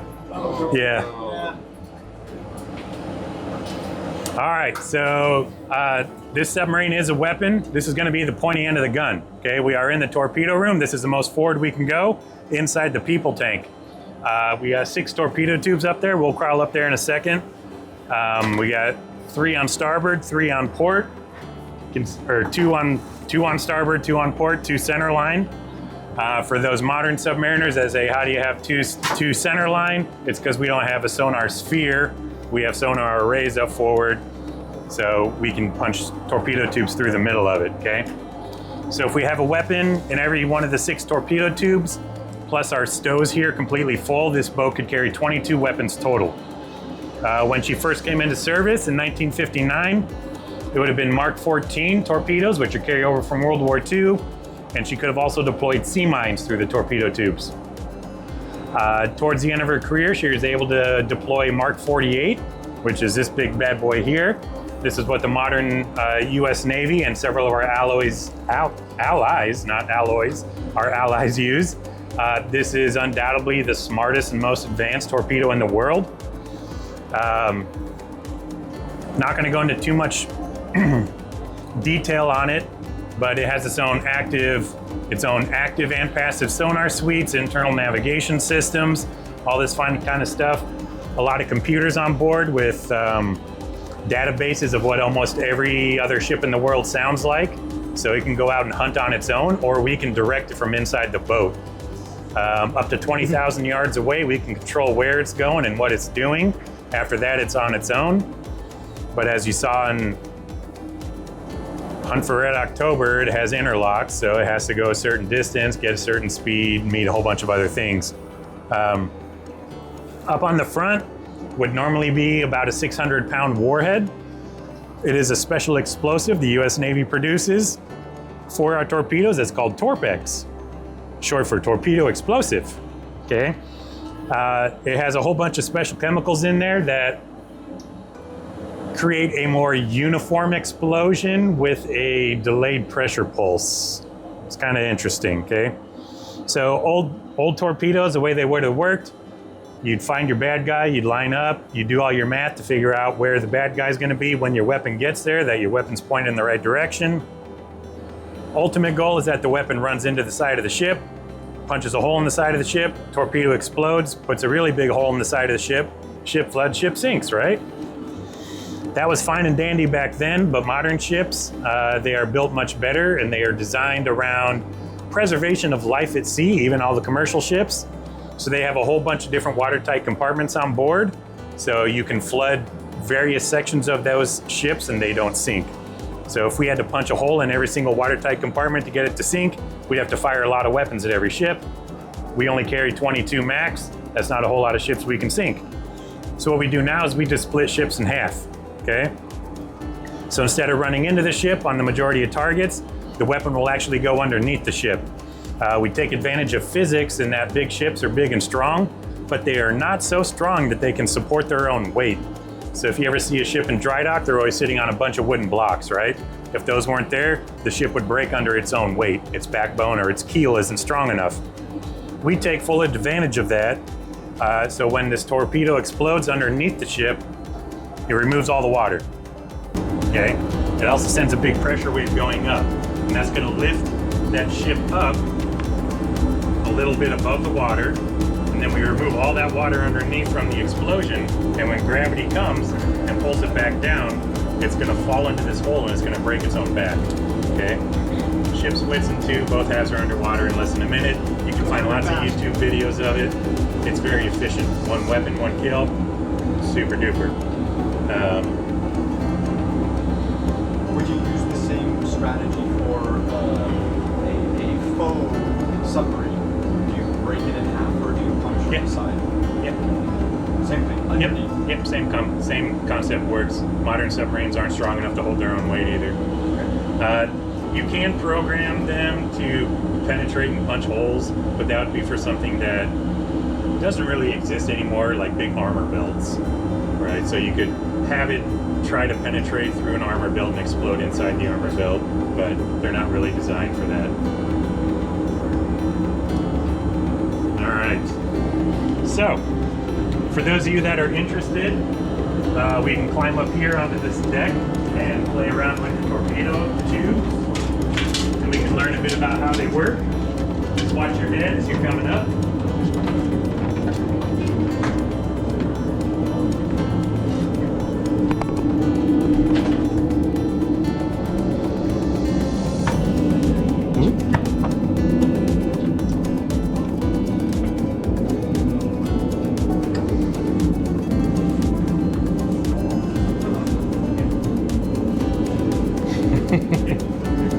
Cool. Good call. Oh, that got me.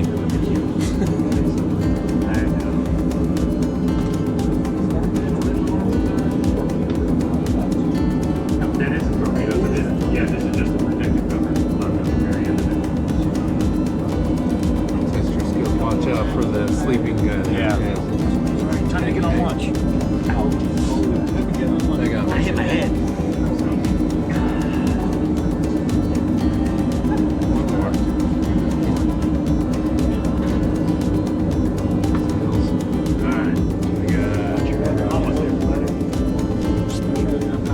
Okay, so welcome to the torpedo tubes. Like I mentioned, we got 6 of them, 3 here on top, 3 more below. Modern boats, most of them only have 4, but Seawolf class has 8, as we mentioned topside. So this is going to be the primary weapon of the boat. So does anybody that never served on submarines know how we actually launch torpedoes? Oh, you watched some YouTube videos? Did you watch the Smarter Every Day? Yeah. That's so cool. That's a really good series. Yeah.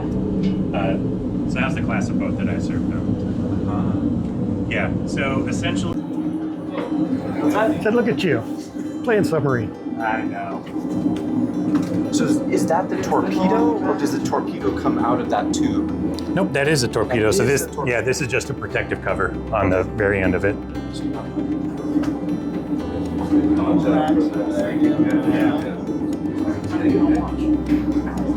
How'd you get it right there? Watch your head. I'm sneaky. Like a submarine. Yep. To the core. Yep. All right, we got almost everybody. Okay, so welcome to the torpedo tubes. Like I mentioned, we got 6 of them, 3 here on top, 3 more below. Modern boats, most of them only have 4, but Seawolf class has 8, as we mentioned topside. So this is going to be the primary weapon of the boat. So does anybody that never served on submarines know how we actually launch torpedoes? After watching some YouTube videos. Oh, you watched some YouTube videos? Did you watch the Smarter Every Day? Yeah. Yeah. That's so cool. No, that was a really good series. Yeah. So that was the class of boat that I served on. Yeah, so essentially, we don't want the weapon energizing its motors, engines, whatever you want to call them, until it's outside the boat, okay? Anytime that happens inside the boat, that is what is called a hot run. And that's no good, because our weapons also have some interlocks inside that say, hey, when you reach end of life, you run out of gas, explode. Because we don't want an empty torpedo full of all our technology floating up to the surface for the bad guys to pick up and go take home and investigate, right? So if we have a weapon that does a hot run where the motor starts spinning up and we can't stop it, we're gonna get it out of the boat as fast as we can. If we don't, at its end of life, it will explode. Because that's what it's designed to do, okay? All support of national security. So essentially what we do is we're gonna load the weapon into the tube. We have 2 doors on each side of the tube, muzzle and breech. And then outside the boat, we have another door. It's called the outer door. That gives us a nice streamlined hull shape, right? Otherwise, we're gonna have a big old pocket that's gonna catch water. So we'll open that. We will make sure the tube is drained. So we have drain valves in the bottom. We can force air into the top to pressurize it to blow the water out the bottom. Then once everything is dry and empty, we'll open this door, load our weapon, close the door, latch the door, so there's this latching ring that goes around and locks the door in place. When it comes time to fire the weapon, it'll go through a rapid sequence that's all pre-programmed that will essentially open a flood valve that connects to an internal tank and open a vent valve in the tube. So that internal tank will flood around the tube with water and the air will vent out. Those two will close. Then an equalizing valve will open to sea pressure, to equalize sea pressure from inside the torpedo tube to outside the boat.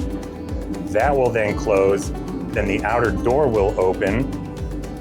Since pressure is equalized, tube's full of water, no big deal. And then when it comes time to fire, we're going to use what's called an impulse tank. So we have down here, you can't really see them, but up there. So that there, right there, is an impulse tank. There's one port, one starboard, and that's going to have a piston in it with some water on one end and ported to high pressure air on the other end. When we go to actually fire the weapon, what will happen is we will port high pressure air into that impulse tank. It will pressurize that water tank and we'll send a big old water slug inside this torpedo tube, and it will come up in the bottom, and you might see inside there's a big brass ring about like 3 feet in, 3 or 4 feet in. So it'll pressurize the whole compartment behind that to whatever our high pressure air is. I won't tell you what that is. And it'll send a big water slug in there that will push the weapon out. And the weapon's gonna get propelled out with high pressure water, essentially, okay? That's before the motors kick in. Correct. As it's leaving the tube, it'll go through a series of interlocks. It needs to see a minimum G load, which means that it's been accelerated by our impulse tanks. If it doesn't see that, it won't activate. There's a little trip lever that goes off. As it goes out, it flips a switch that essentially says you've left the tube because it flipped that switch. And a couple other things that it'll have to satisfy. Once it satisfies all those and it knows it's clear of the tube, it will energize the main propulsion motor and it'll go out and do its thing. Pretty simple, right? That means in here, now you have exterior water pressure inside of the boat. Inside this tube. Inside the tube, but up to the door's that point. closed. That door's shut. Yep. You hope it doesn't leak. It Correct. won't. It doesn't. So once we fired the weapon, the outer door for the tube is going to close. We're then going to open a drain valve that goes to a tank that's called the water round torpedo tank, which is not actually around the torpedoes, it's actually down there. So it'll start draining water down there. We'll open a vent topside or vent inboard to allow air to get in to drain the tube. If we need to, we can pressurize the tube with air to blow it out quicker. But all the math has been figured out that essentially the weight of the torpedo that we launch out is not too far off from the amount of water that we ingest, because we don't want to go all of a sudden 4 tons heavy or 4 tons light every time we launch one weapon. Because if we were to launch a spread of 3 torpedoes and say each one we get 2 tons lighter in the nose, that's 6 tons lighter in the nose. We're going to start pointing up. So they did a lot of math to figure all that out, that the weight exchange is pretty close. Not bad. All right. So how long would it take to then reload and shoot the second? It all depends on the circumstances. If it's a monitored evolution, it'll probably be about 10-15 minutes. If it is a wartime evolution on a modern boat, I could see it being less than 5 minutes.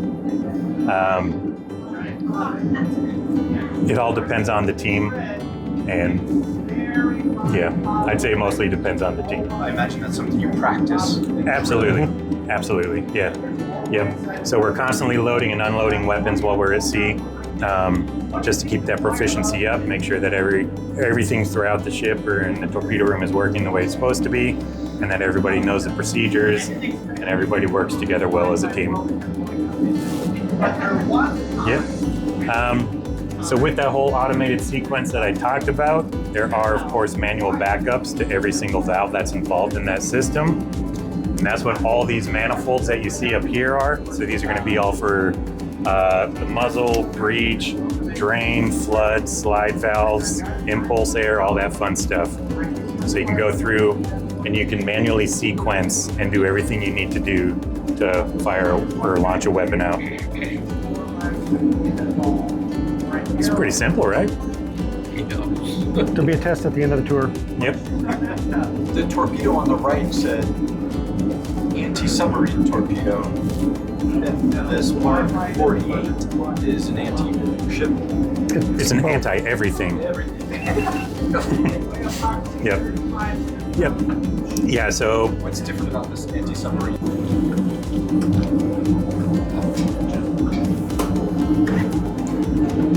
And then this ladder here is heading up into...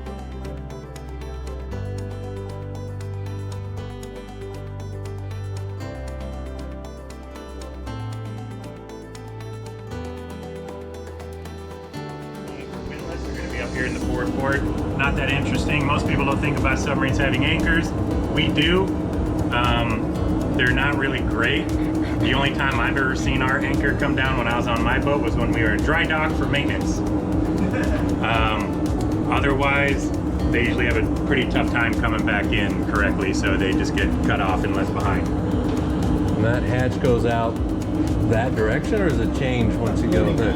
Yeah, so there are two hatches up inside this trunk. So this is the forward escape trunk / weapon shipping hatch. So the hatch going straight up would be for escape. The hatch going out is for weapons loading. So the weapons actually come down in the boat. This deck we're standing on is a false deck.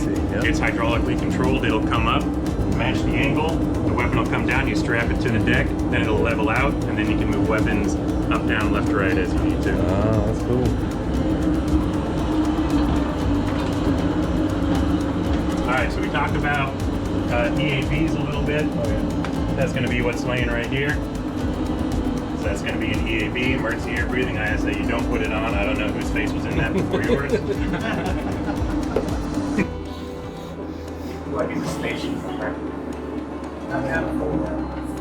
Yep. Yeah, you can see it's kind of an afterthought, right?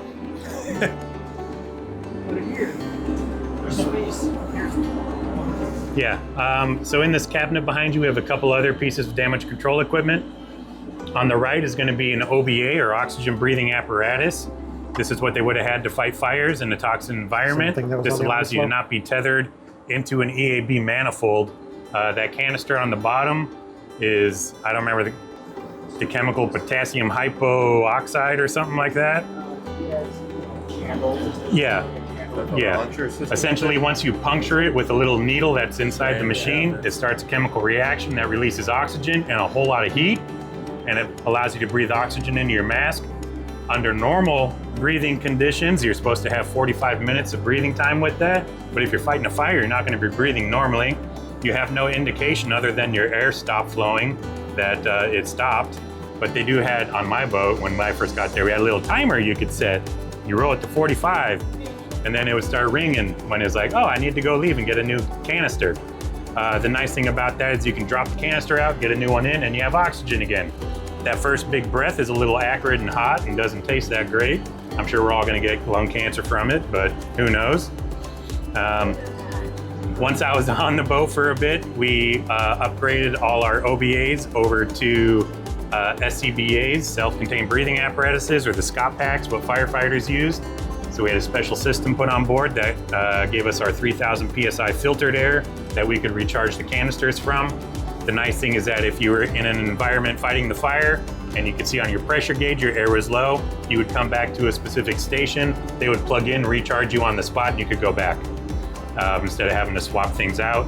The orange thing is what is called a stanky hood, named after the inventor, unfortunate name, S-T-E-I-N-K-E, stanky.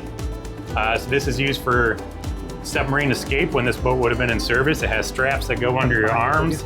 You fill it up with air, you get a big air pocket inside. Idea is you go into escape trunk, you flood the escape trunk. Once pressure is equalized inside and outside the boat, you can open the upper hatch. You float out and you sing ho ho ho all the way to the top so you don't get embolisms and all that fun stuff. Yep. Yeah. Is that something you practice? Yeah. Yeah. Yeah, they have trainers on the submarine bases, big essentially water towers that you can go into different heights. It's called the escape trainer. And so you go in and you practice that so that you can practice it when it's never going to happen. Yeah. Had like 3 that successfully did it. I forgot what the submarine was. 3. Oh, okay. Here, we'll scooch outboard, pull that chain up. Here, get out of the way. Guys, able to get to the top. I was like, okay. Yeah.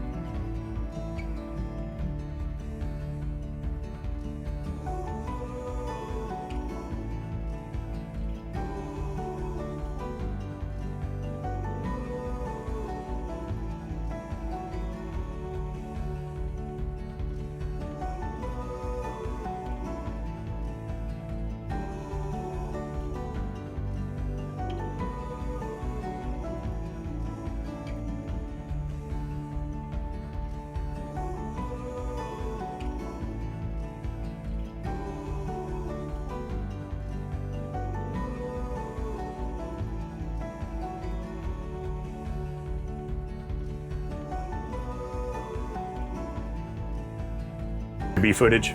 B-roll. All right, so this is Chief's locker. This is Goat locker, Chief's quarters. Not too exciting. I'm not gonna do much talking in here. We're gonna go over to the other berthing area to get out of the way. Yeah, it's restored to an early 80s condition.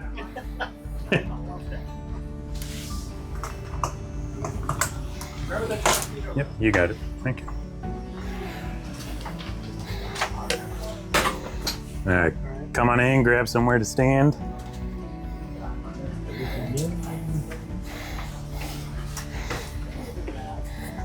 Come on in, grab a place to stand. 1, 2, 3, 4, 5, 6, perfect. All right, so we are currently in port cruise berthing.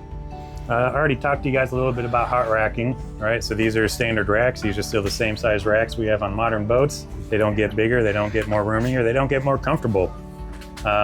Everything you bring with you needs to fit underneath the rack. There's about 2 inches of space. I think these are all bolted down so kids don't pinch their fingers. Yeah. But everything you need, all your personal belongings and all that fun stuff needs to go under there. So like I mentioned earlier, we got 63 beds for 77 crew members, so lots of hot racking going on. This is where I'll tell you a bit about what it's like to live on board this class of boat, okay? So she is diesel electric. So below your feet right now is about 300 tons of lead acid batteries that power the entire boat. They are the primary power source when the ship is submerged and operating. When we need to recharge batteries, we got 3 big diesel generators in the engine room that we'll use that charge batteries. That's all they do is generate electricity. Those require a lot of fuel, okay? When this boat does a full 90-day loadout or a deployment loadout, she has a capacity of 112,000 gallons of diesel fuel. That's gonna get her about 90 days and a total of about 15 to 19,000 miles of distance, okay? So it's pretty sweet fuel efficiency if you ask me. Not really. So if anybody's ever worked with diesel fuel or diesel exhaust, you're well aware that once that smell gets in your clothes, it never really comes out, okay? Along with any other soft surface.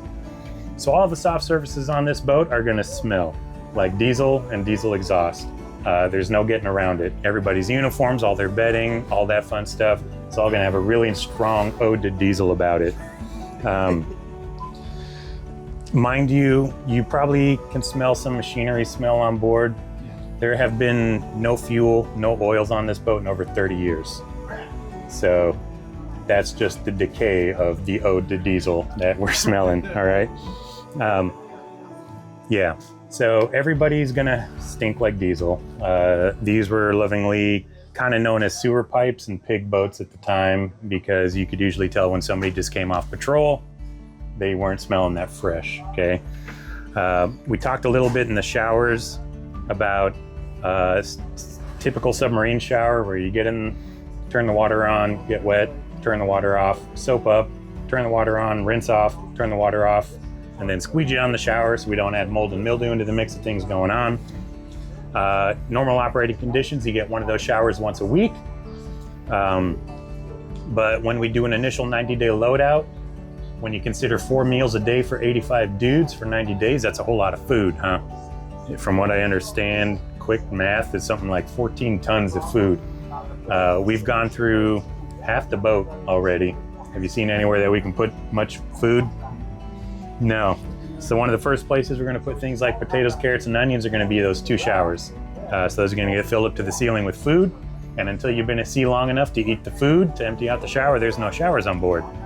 On this class of boat, normally the first 3 to 4 weeks at sea is gonna be no showers. Once those showers are free and you can take showers, it's gonna be about once a week is what you're allowed. We do have the ability to make fresh water on board, but it's very limited. Any fresh water on any vessel at sea is gonna be a very precious resource. Number one use of any fresh water we make on board is gonna be for the batteries. Because as they boil, or as they charge and discharge, they boil off the water, you have to replace that water. So they get first dibs. Second dibs is gonna be in the galley for cooking and cleaning, and third is gonna be crew sanitation, okay? So once you are allowed to take showers, you get about once a week. You say to yourself, that's fine, I'll take my shower, get out, put on a nice clean uniform. Well, we don't have any laundry facilities, okay? Laundry takes a lot of fresh water too.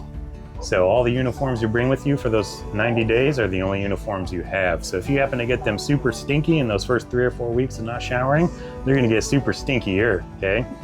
So you're gonna put on your least dirty uniform, go about your business, have a good time. There's gonna be all kinds of other smells. It's 85 dudes. Dudes are just stinky in general.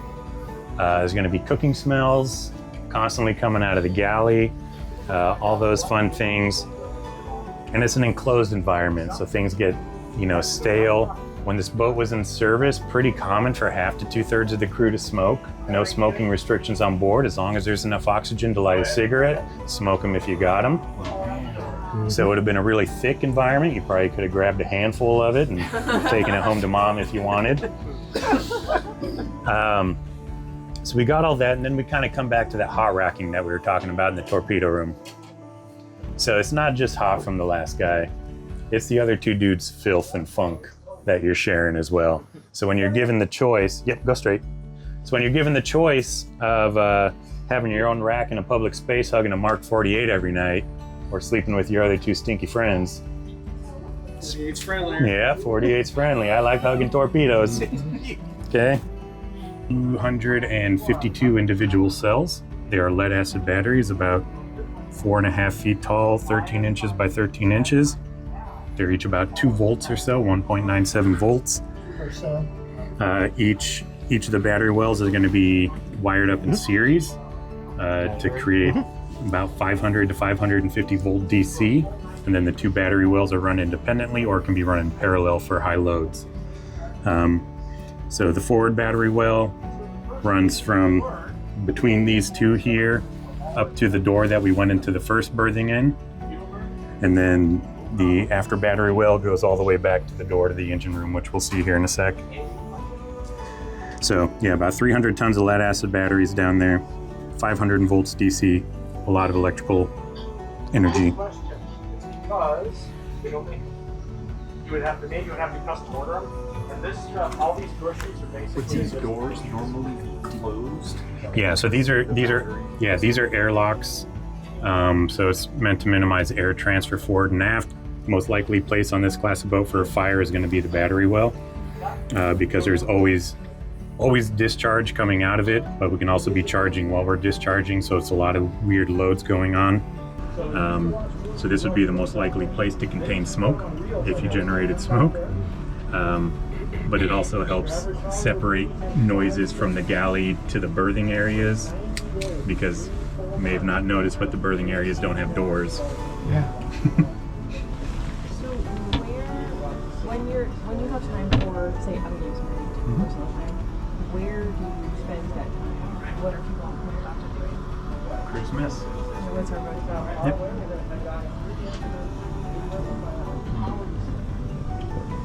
That's true. Why would they put the all stop button right here?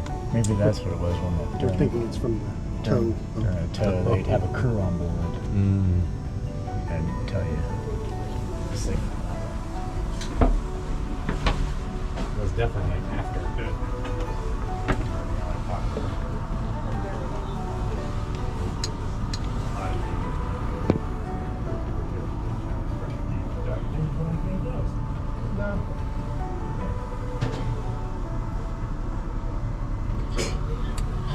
Guessing the batteries got taken out?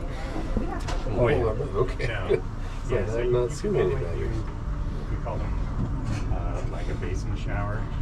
So you'd have your whole evolution of things that you would do when you weren't allowed to shower. So modern boats, we can shower every day under normal conditions. Still a submarine shower. But you could fill up your wash basin and you would, let's see, you wash your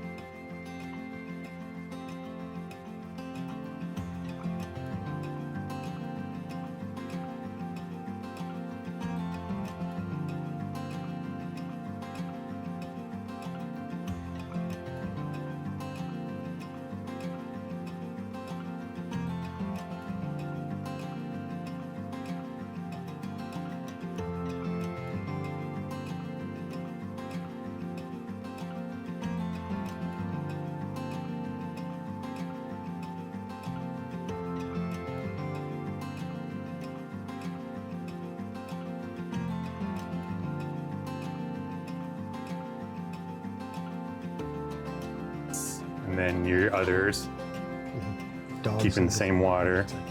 Or no, you wash your face, you brush your teeth, and then you wash your pits and your genitalia, and then you shave if you want to shave. Yes, yeah, it's deodorant, yeah. Yep. All right, so we are in cruise mess now. So the wardroom is where those 8 officers have their public space. This is going to be the public space for the other 77 crew members. Okay, these stairs are not original to the boat. They were added for the museum to add ease of access on and off. But in here we have room for 6, 12, 16, 20 people at a time, or potentially 24 if you really like each other. It all depends on your mood and your relationship. So this is going to be where all the crew members are going to eat, relax, watch movies, listen to music. If we had religious services, they would be held here on Cruise Mess. We got the galley right here, which she is currently looking in. So believe it or not, submarine service has the best food of any branch in the military. It's 100% a morale thing. You may have noticed there aren't necessarily a whole lot of perks to this lifestyle. So one of the ways that they keep a whole bunch of dudes happy and coming back is through our tummy tums. We're pretty simple, okay? So Teddy Roosevelt went to sea. He was the first sitting president to go to sea on a submarine. He was rather appalled at the conditions, and he's like, we got to do something for these boys. So he enacted submarine pay, so we get an extra bonus every month. And he also enabled more money to the boat per sailor to buy food. So that means you can either buy better ingredients, more ingredients. So usually we do both. And what that means is that, like on my boat, you know, Friday mornings we'd wake up for field day, everybody would clean the boat. Friday lunch would be cheeseburgers, french fries, chocolate chip cookies, right? Dessert for every meal, even breakfast, could be sticky buns or cinnamon rolls, something like that. Friday nights, we would normally do a surf and turf, so it could be like steak and shrimp, steak and crab legs. If it was a special occasion, you know, prime rib and lobster, something like that, pretty nice. Saturday nights would be pizza night, so pizza's coming out of the galley family style, throw them out on the tables, you grab what you want. Submarines are the only ships left in the United States Navy that still have deep fat fryers. Believe it or not, they are a huge fire concern on something that does this, okay? Navy got rid of them on all the surface ships. We fought long and hard enough, we're able to keep ours on submarines, so submarines are the only ones that have them. 100% a morale thing. We basically said we're willing to take the risk of burning this place to the ground to get our jalapeno poppers, okay? That's how important food is at sea. We have a very sophisticated fire suppression system. They do. Just for that. Yeah, that will kill people, but save the ship. Yes. Yes. So, I mean, steak, shrimp, stuff like that needs a cooler. Freezer. Potatoes and stuff can sit in the shower. Yep. Where's all of this cold storage? So we got 2 deep freezers right here. Both of them are 75 cubic feet. They're behind that bulkhead there. This is another fun submarine fact I never really thought about talking about until a couple months ago when somebody asked, why do you have 2? So there are 2 different reasons. For short underways, you can have one be a chill box, one be a deep freeze. So you put all your meat in the deep freeze, fruits and veggies, keep them last longer in the chill. When we go on deployment, both of them get converted to deep freeze, so they're chock full of meat. But if something unfortunate were to happen on board and we had a casualty, we lost a life, we can't necessarily pull off station to bring that person home. We're not going to dump them in the ocean. We're going to empty out one of the freezers. The crew's going to eat really, really well in memory of our lost shipmate, and that will become morgue until we get home. Okay? Depending on where you're at, if the water's cold enough, we could put them in a body bag, put them in a torpedo tube, flood the tube, keep them in there, keep the body preserved until we get back into port. But normally we would empty out one of the freezers and convert that to a morgue. So that way we still have one freezer for food. Okay. Yeah, my favorite meal on board was Sunday night mid-rats. We called it bar food night. So basically anything that could come out of a deep fat fryer would. So it'd be french fries, tater tots, popcorn shrimp, chicken wheels, chicken wings, jalapeno poppers, mozzarella sticks, just crap, right? But it made you happy. It was good. Yeah, yeah. So look at this picture. Mm-hmm. Do you restock at sea, or do you always have to go back to port? Yeah, so submarines aren't really designed to restock at sea. So that's actually a submarine tender that is in port. So where we don't have a submarine base across the ocean, we have big submarine tenders that have all the stuff that we need, all the food supplies. They carry extra weapons, machinery, repair people, all that fun stuff. So we get lower, and we can get a lot.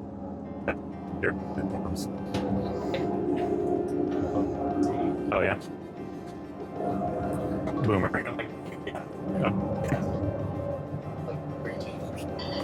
So they'll bring on bags of mail, things like that, but like boxes of milk is a big one. It's not very much. It's like boxes of lettuce and vegetables. It's real quick. Yeah. It's very, very quick. They're on like yeah, because you think about the progression of food. You know, so after usually the first week and a half, we're out of fresh milk. So we're down to powdered milk. We call it plastic cow. Nobody drinks plastic cow. It's disgusting. After 3 to 4 weeks, all your fresh eggs are eaten. They're normally going to be kept, if we don't have a chill box, they're going to be kept in the torpedo room where it's the coldest. So 3 to 4 weeks, you have fresh eggs. After that is powdered eggs. Believe it or not, people stop eating eggs after about 3 to 4 weeks because they're also disgusting. After 1 to 2 weeks, all your fresh fruits and veggies are going to be eaten rotten, spoiled.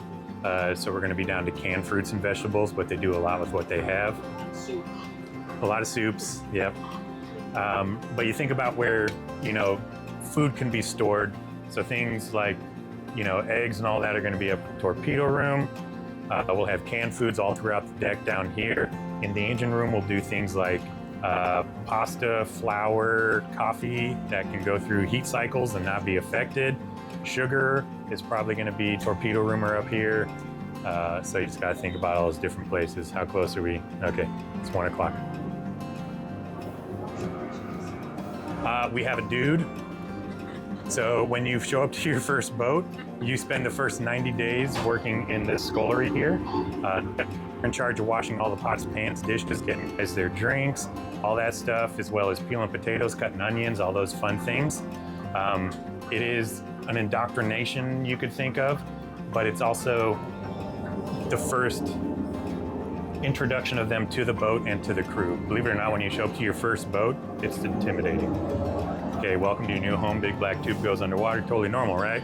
No, you know nobody on board and you know literally nothing about this thing. So you are what we would call a waste of oxygen. You're just consuming oxygen, providing no functionality to the boat. We put you to work in the scullery, what we call cranking, for 90 days. So those first 90 days, we get to assess your work ethic, your work attitude, how hard you're willing to work. You're willing to do all the crummy jobs that need to get done.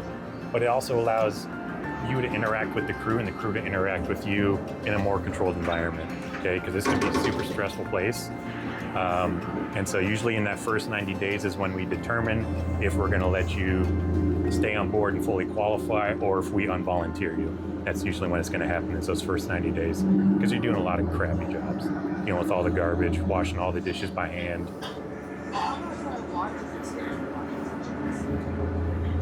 2 basins. Soapy water, rinsey water. Yep. Yeah, and depending, I don't know if this boat had a sanitizer, but they could also have a steam sanitizer that after you washed it, rinsed it, you put in the sanitizer and it would steam it to get rid of whatever funk everybody put on it. Yeah, clean, yeah. But 3 pieces of equipment in this space, potentially underway limiting, meaning if they break, ship may not go to sea. Number 1's gonna be right here, bug juice. As soon as those hatches are closed, we're underwater. And like I mentioned, we start running out of fruits and veggies. We're missing out on a lot of vitamins and minerals, but we're also not getting vitamin D because we get no sunlight. So this is essentially ultra fortified Kool-Aid to give you all those vitamins and minerals. They say you drink 1 cup a week while you're at sea. It comes in lots of delicious flavors, red, green, blue, purple, yellow. My favorite was purple. When I was in, they were having trouble getting us to drink our bug juice. And so we got a slushy machine. So everybody took their vitamins in slushy form because that's fun. I did not know that about bugs. Yeah. Added bonus, it has enough citric acid in it that in concentrated form, it will polish brass and stainless steel. It's pretty sweet. Number 2 important is going to be right here, coffee. Running joke is the Navy runs on coffee. In reality, submarine service does, especially this class of boat. We don't have the ability to manufacture oxygen or remove CO2. So as soon as those hatches closed, our atmosphere is our atmosphere. Low oxygen, high CO2 makes for sleepy sailors. Sleepy sailors are dangerous. So lots of thick black coffee, keep you up 24/7 if you need. If you ever want a strong cup of coffee, ask a submariner to make you a cup of black and it'll keep you awake. Do you know where the term Joe comes from? It's from the Navy. It's from Admiral Josephus Daniels. In the early 1900-somethings, he outlawed alcohol on U.S. Navy vessels. So when sailors used to get their daily rum ration, he said, no, I don't want alcohol on my ships, give them coffee instead. So you had a bunch of sober enough sailors that were angry they weren't getting their alcohol anymore, and had a nice cup of Joe for Mr. Josephus Daniels, who took away their booze. Okay? Yeah. Number 3 is going to be that brown box with the white handle. Anybody recognize it? Like a soft serve. Soft serve ice cream, 24 hours a day, 7 days a week. Most crew members will say that's the most important piece of equipment on this boat. We had one of those in the shop. Absolutely. During World War II, the fleet class submarines were the first ships to be designed with an ice cream machine in the original plans, and they were so important that when we got into port and ours was broken, they would send raiding parties onto other ships to steal theirs, so we could have a spare or a replacement for ours. Good parts, yeah. Yeah. If it didn't fit through the hatch because it was supposed to be on a battleship, they would cut it in half, bring it down into the boat, and repair it and rebuild it as needed, so we had ice cream. But 24/7, if you want to go an entire 90-day underway eating nothing but ice cream, you can, and no one's going to stop you. We're normally going to have toppings out, mixed nuts, maraschino cherries, chocolate sauce, caramel sauce, all that fun stuff. Only caveat is if you mess up a bowl making your ice cream, you got to clean the bowl if the crank's not in there cranking. But with the ice cream, Do you have a machine shop on board for repairing things? so we have a bench vise, a bench, and a lathe. The lathe is no longer on the boat, but otherwise it's a lot of ingenuity. Yeah. The guy who Yeah. You'd be amazed, Ed. They carry some spare parts. We do carry some spare parts, but for odd things, we carry just metal stock as well, so we can turn parts as needed. But with the ice cream, if that's all you want to eat for 90 days, you just got to remember that there's only 4 toilets for 77 dudes. So, Hope you're not lactose intolerant. Have a TDU. we do it, but on here it's called a garbage disposal unit, so it's there in the scullery just outboard. Mhm. Get all your bee footage? Good. It was nice they opened up to talk about how it works. Okay. All right. Well, our next stop is the engine room. Trash compactor. Because I saw the TDU weight. Yeah. And I didn't know if Yep. had that. Yeah, we don't have a compactor. Oh, okay. Okay. Like most interesting.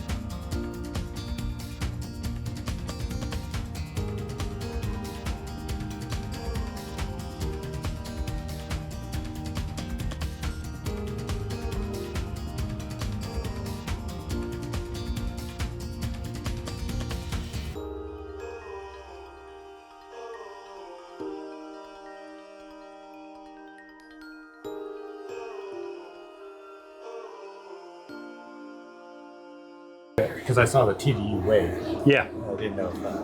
Yep. Yeah, we don't have a compactor. Oh, okay.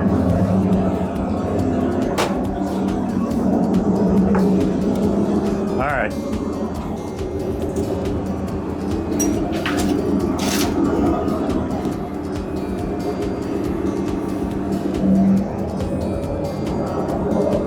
Yeah, we'll have you kind of gather around here. So, Go back here. sure.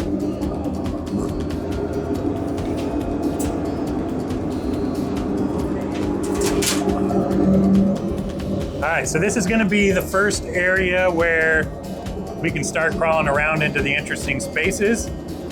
Behind me is going to be the first access. I don't think you're recording. So we are currently in the engine room right now. The entire function of this engine room is to charge batteries, okay? Just aft of us here, we got 3 big diesel generators, Fairbanks-Morse, 38 Trade it for a minute while I go change the battery on this one. They are 8-cylinder, 16-piston, opposed piston, 2-stroke diesels. Each one generates about 1,600 horsepower. And hold on, let me get my numbers right. 1,600 horsepower at 850 RPM, generating about 950 kilowatt electric and 545 volt DC. And they each generate about 20,000 foot-pounds of torque, okay? They're little torque monsters. They are very loud, they're very hot, they're very inefficient, but they're reliable. And that's why they're on submarines, okay? The only time we're gonna run these diesels is when we need to charge batteries. And when they're gonna be running either full bore or they're not gonna be running at all. We're not just gonna idle a diesel to idle a diesel. They're gonna be running in emergency situations or when we need to charge. So, are all diesel boats that way, where they run on the propulsion to battery things? yeah, so everything on diesel electric boats is gonna be all powered off the battery. So if you're, say it's snorkel depth and you're charging the batteries, going as fast as you can, you're gonna be charging the batteries while you're draining the batteries, but you just need to charge more than you drain. Okay. Yeah. Okay. No, I didn't know that. Yep. Yep. So below us is a compartment that I call engine room lower level forward. There's one access to it. It is behind me. It's a bit of a struggle to get down into, but it's kind of a neat place to go explore if you want to go explore. Down there we've got all the lube oil coolers, freshwater coolers for the diesels, a bunch of heat exchangers, the refrigeration condensers, all the RAC piping is down there, and a couple other things, and the bilge. Who doesn't love the bilge? So if anybody wants to crawl down, I'll show you the hole. Don't drop your keys down there. Correct. I stuck the camera down there. I've been down there many times. Are there lights down there? It's the bottom part of the boat where water collects to and oil and stuff. So it's generally not clean.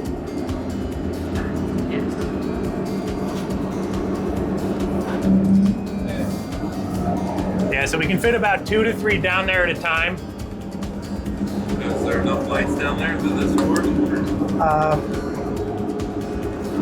I stuck the camera down there with the lights. So we got a lot of different systems going on in the engine room that are all going to be pretty important. Yeah, 2 is right below center line. Okay. Oh, I see it. So here, Paulie, you can see the timing chain. Yeah. So this end's all about timing of the engine between the 2 crankshafts, upper here, lower down, way down below. So crankshaft across. I like the bilge. You're good? So then this big gear here turns the vertical drive that goes down to meet up with the crank from the lower. So that's where this adds power into the lower crank to turn the generator. Okay. But anybody else the supercharger interested? is driven off of this one up here. So it turns out that 26% of the power comes from the upper cylinders, 78% or 72% comes from the lower because of it driving the engine-driven auxiliaries. So head on up. It does add extra power to it, but it is driving mostly engine-driven auxiliaries. Good. All right. Okay, so we are between the diesels now. So like I mentioned, there are 3 diesel generators. We got number 1 over here, number 3 on the port side, number 2 is below you. So these are big old Fairbanks-Morse 38D 8 1/8, which means that each of the cylinder bores are 8 1/8 inches. They have about a 10.5 inch stroke, and they're opposed piston, so it has no heads, no valves. So it is a 2-stroke diesel. So all the way on the far end, it's got a supercharger that's direct driven off the upper crankshaft that forces the air into the crankcase itself. And just like any other 2-stroke, this is going to draw that air through, but it's pressurized.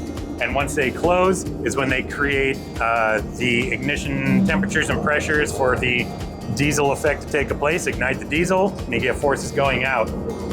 The upper and lower crankshaft, if any of you guys are motorheads, are timed about 12 degrees out of sync with each other, so that you can have your intake and your exhaust ports uncovered and covered correctly as they need to be for each cylinder, for each piston, okay? So the exhaust is on the bottom. Bottom, and This is air, gas. yeah, fresh air coming in from the top, exhaust going out the bottom. Yep. And it's unique too that the upper portion of the engine only provides 26% of the power of the engine that actually gets turned to the generator, because it's turning this big, huge blower supercharger, and then it's a vertical drive that you'll see over here in a minute that drives down and adds its power into the lower shaft's crank. So, but this one drives mostly engine-driven auxiliaries to power the engine, and then adds 28% of the actual power to the engine. Yeah. Yeah. Let me see. That is big ass gear. So each cylinder is about 1,037 cubic inches. Each diesel generator, or each diesel, has about 190 gallons of lube oil that it uses for lubrication cooling. Gear turns that. If anybody wants to go down, this is another opportunity. We can either go down between number 1 and 2 or number 2 and 3. To this. If you want to go down, we can down to this bolt here, that pinion, to drive the supercharger. So it's a massive load. Is anybody interested in going down between the mains? All right. Then we'll have you sneak over here. You want to take this one, Bob? You want to take the lights? All right. It's recording. All you have to do is just pointy shooty. Yep. So he's got to watch out. This. Yeah. Yes, that would be it. Yeah, so the hatch likes to close itself. Yep.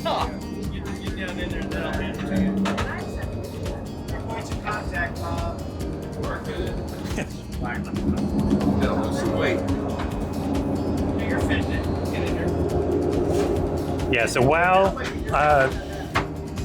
we are snorkeling or running the diesels in here, this is going to be a pretty unforgiving environment. Yeah. It's going to be loud. It's going to be hot. It's smoky. I mean, it's going to always exhausting. Yeah, it's going to stink. Yeah. If we are running the diesels, we're either going to be at periscope depth or we're going to be on the surface. The shape of the hull being round doesn't do really great with wave effects. I liken it to taking a half-filled Coke bottle, putting it in a river. It goes wherever the water goes, right? Modern submarines do the same thing. We don't do well cutting through water. No keel. Yeah, we have no knife edge, no bow, nothing like that to cut through it. So we go wherever the water takes us. It's pretty fun. Talking to some of the old salts that worked in here, if you were down there between 2 of the mains and they were both running, you couldn't scream loud enough to hear your own voice. Yeah. So very loud. So that's why Mickey Mouse ears, hearing protection was always recommended. But in case you guys didn't know yet, when you are in your early 20s, you're invincible. Right. So nobody wore hearing protection. That's why there's a lot of hard of hearing sailors that are in their 60s and 70s now. It does make it hotter. Pretty common to be 120 to 130 degrees in here with all 3 diesels running. So really hot, really sweaty. And these Mickey Mouse ears quickly turn into little swimming pools for your ears. It's pretty sweet, right? So another reason why a lot of people did not wear hearing protection. Yep. So we'll see these big guys all throughout the engine room. These are motor generators that are converting the battery voltage into a specific voltage and frequency that we're using throughout the boat. We got 3 of these big ones that are going to be 120 volt, 60 hertz, 1 phase. They didn't do much 3-phase on this boat. They didn't do any 3-phase electricity on this boat, which is crazy to think of when you think about modern times, right? like looking through the electrical schematics, some of the pumps are going to be like 120 amp, 120 single phase, which is crazy to think about. Like, why would you do that? In what world does this make sense, right? But that's how they did it in the 50s. So we got another motor generator up there. Sitting above it is going to be a 230 volt motor generator, another one center line. And then in the middle on this deck, we have the Masker PRAIRIE compressor. Okay, so that's the big air compressor that produces the low pressure air to do all the masking that we need. I'm sure it's quiet. Oh, of course. So that's only going to be running when we have the snorkel up, because it's sucking a lot of air from the boat and sending it outside the boat. Systems like our internal high pressure air, where we can compress air from inside the boat as long as it exhausts back into the boat. We're not having a net loss of air, right? We don't want to suck air out of the boat and take it out of the boat. That's not a good thing. So when the diesels run, they pull from the general atmosphere of their boat. Their first suction is actually going to be the battery wells, okay? As you're charging lead acid batteries, they generate hydrogen. We want that hydrogen off the boat. So above us or outboard, here, I got my little laser pointer. Yeah, oh, that's the flashlight. Thank you. So, yep, sorry. So we got intake plenum is here. That splits off in the back to all three diesels. But as we see, this tube that comes down here, this runs all the way down into the battery well. So that's going to be sucking out of the battery well. So we take the hydrogen, burn it in the diesel, send it overboard as exhaust. Okay.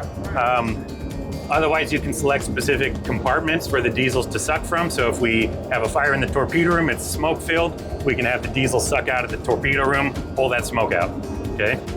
But otherwise, they're just pulling from the general atmosphere of the boat, and it creates a slight vacuum in the boat, which is how we get air back in through the snorkel, through, some of you guys may not be able to see it, there's a big 3-foot diameter tube back here. So that's our main induction. So that goes all the way down into that lower bilge area, and it just dumps into the bilge. So if we happen to take a little water in, it'll go into the bilge. Yep. And so the diesels will create a vacuum, suck out of the boat, and that replenishes through a vacuum effect. Good feeling too when you're fresh air. Yeah. So 21%. yeah. The longest that I did without ever ventilating the boat was 44 days. We were up under the ice cap. Obviously on modern boats we can produce oxygen, remove CO2, but it's limited. The first time that we came out from under the ice and we ventilated, I was asleep and I got woke up straight out of sleep. It was like what I imagine it would be like to be on crack.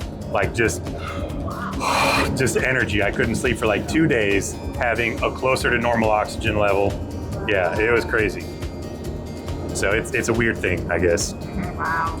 But up on top of that snorkel mast, there is what is called the head valve. And so it's a pneumatically controlled valve that senses if water comes over. So if it's wavy and choppy up there, we don't want to bring a whole bunch of water in through the boat through this induction mast. So it has a valve that if it senses water, it'll slam shut so we don't suck water into the boat. But that means the diesel's still running, okay?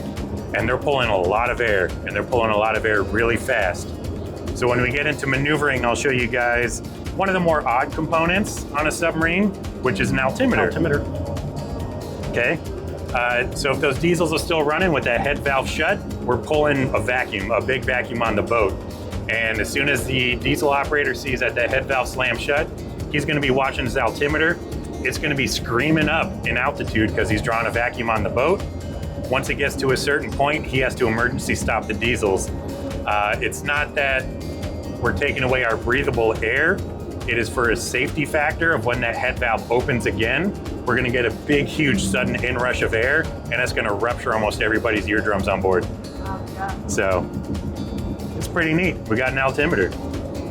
On a submarine. On a submarine, yeah. So that probably might have been a result of something bad actually happening, where a bunch of people that happened were like, oh shit, we need to install like a safety thing. Yeah, absolutely, I'm sure it was. So it's like the modern day submarines are safe because they've been written with all kinds of accidents. Yeah. And learning from what happens to the guys. Yeah, submarines are a huge, crazy experimental situation.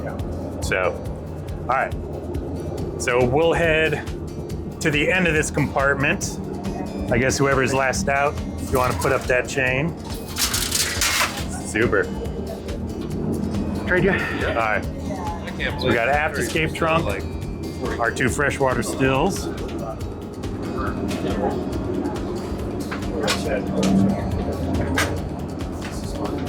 Yeah.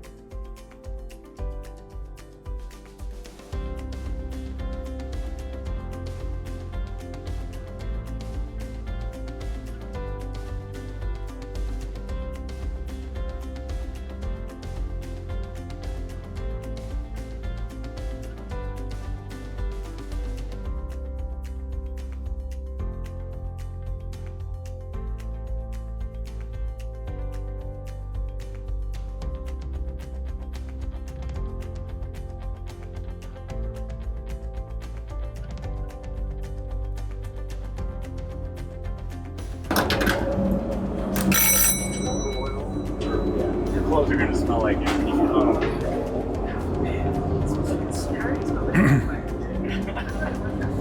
All right, so where we are now, we are in maneuvering. This is gonna be the control center or the nerve center for the engine room. While the ship is at sea, normally be 2 to 3 operators in here. The chairs have been removed that would normally be there to make more room for us to stand here and chit chat. This is gonna be the diesel operators panel. Here above my finger, we got the altimeter, okay? So as soon as the diesel operator is looking at his head valve going shut, or is that down there? Yeah, yep, that one there, as soon as he sees that shut, you're also gonna feel it in your ears when the head valve goes shut because it does start drawing a vacuum really fast. Like I said, he's gonna be pointing to and watching this altimeter, watching it scream up in altitude. It's a lot more sensitive than a pressure gauge, right? 0 to 15 PSI or 0 to 30 inches of vacuum versus 0 to 20,000 feet. It's a lot more accurate. So he's gonna be watching that. When it gets to a certain point, he's gonna emergency stop the diesels, like I mentioned earlier. So in here, he's gonna have all the indicators and operations he needs to remotely start the diesel from inside, but obviously you can also locally start the diesels. They are air started, so they use 120 pound air that gets forced into the cylinders to force them to start moving. We don't want to have our only source of electricity be requiring electricity to start it, right? So that way we can take everything down to 0 volts, boat's dead, boat's black, and as long as we have some air in the banks, we can start up a diesel and we can start charging the batteries, okay?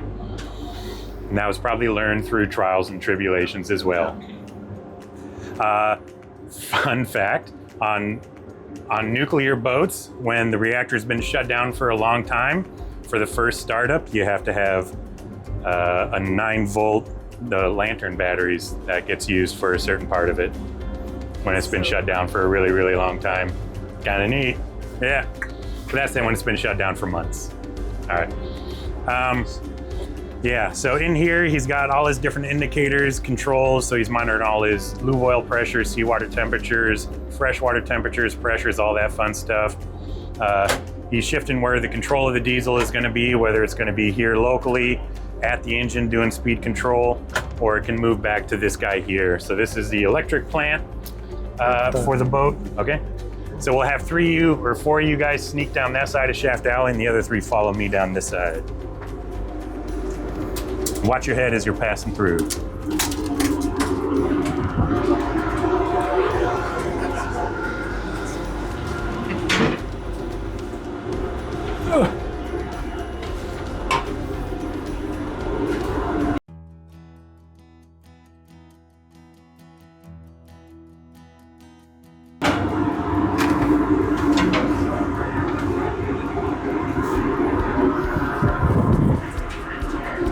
Oh, hey there. Yeah.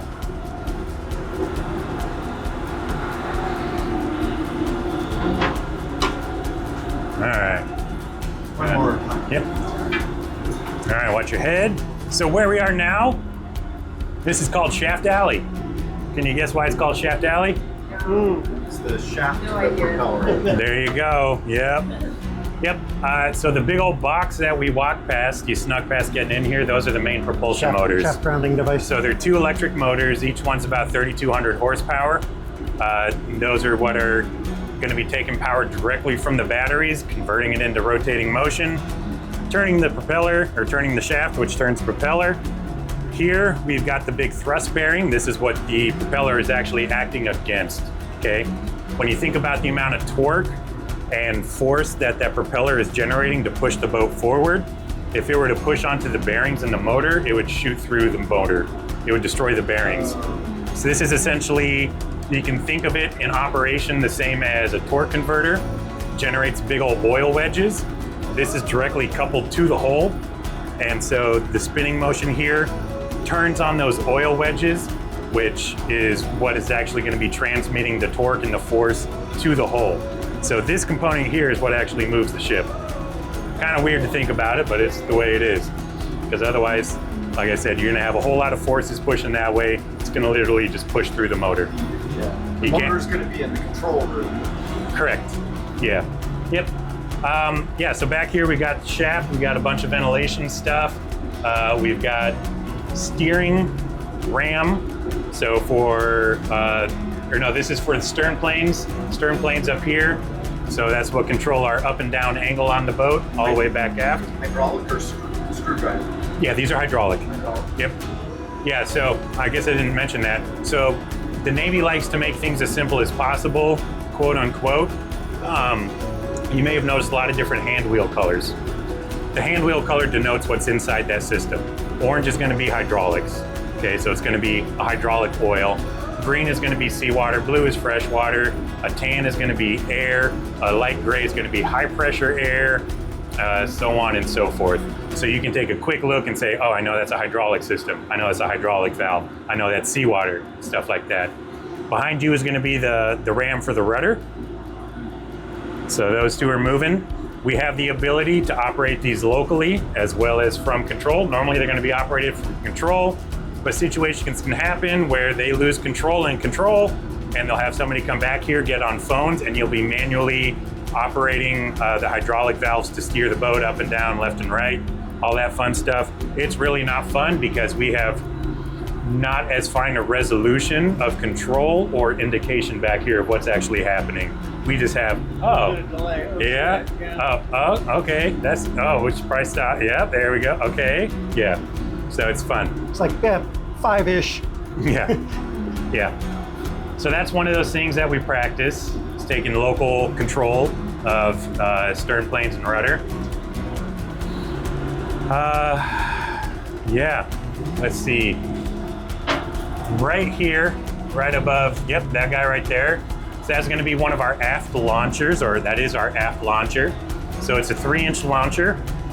So we can launch multiple devices out of there. There's another one in the torpedo room I forgot to point out to you guys. We got one aft, one forward. This one is port. The one in torpedo room is starboard. The hydraulic pump. But it's essentially a little mini torpedo tube, okay? But it's pointing up and out, and we can launch devices out. It can be countermeasures like you see in all the submarine movies, and they say launch countermeasures, and we launch a little spinny bubbly thingy out, right? That would be from there. We can also launch flares. So for playing war games with a big battle group that has aircraft carriers, a lot of the times they don't like us actually shooting dud weapons at them because they're afraid that we're gonna do stuff. So we'll get really, really close and we'll shoot flares over their flight deck, essentially. And they're like, oh snap, they got close enough to do that. Like yeah, we died a long time ago, okay? Or we can launch, what are they, bathyothermiographs? I think I said that right. Bathyothermiographs that will float up and they'll take temperature, salinity, readings all the way up through the water column to get that really accurate water chart that we were talking about in sonar. What's that? How do you get the data back? Oh no, it's digital. So back in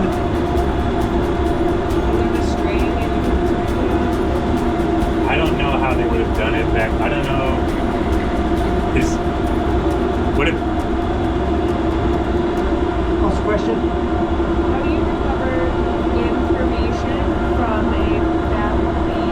From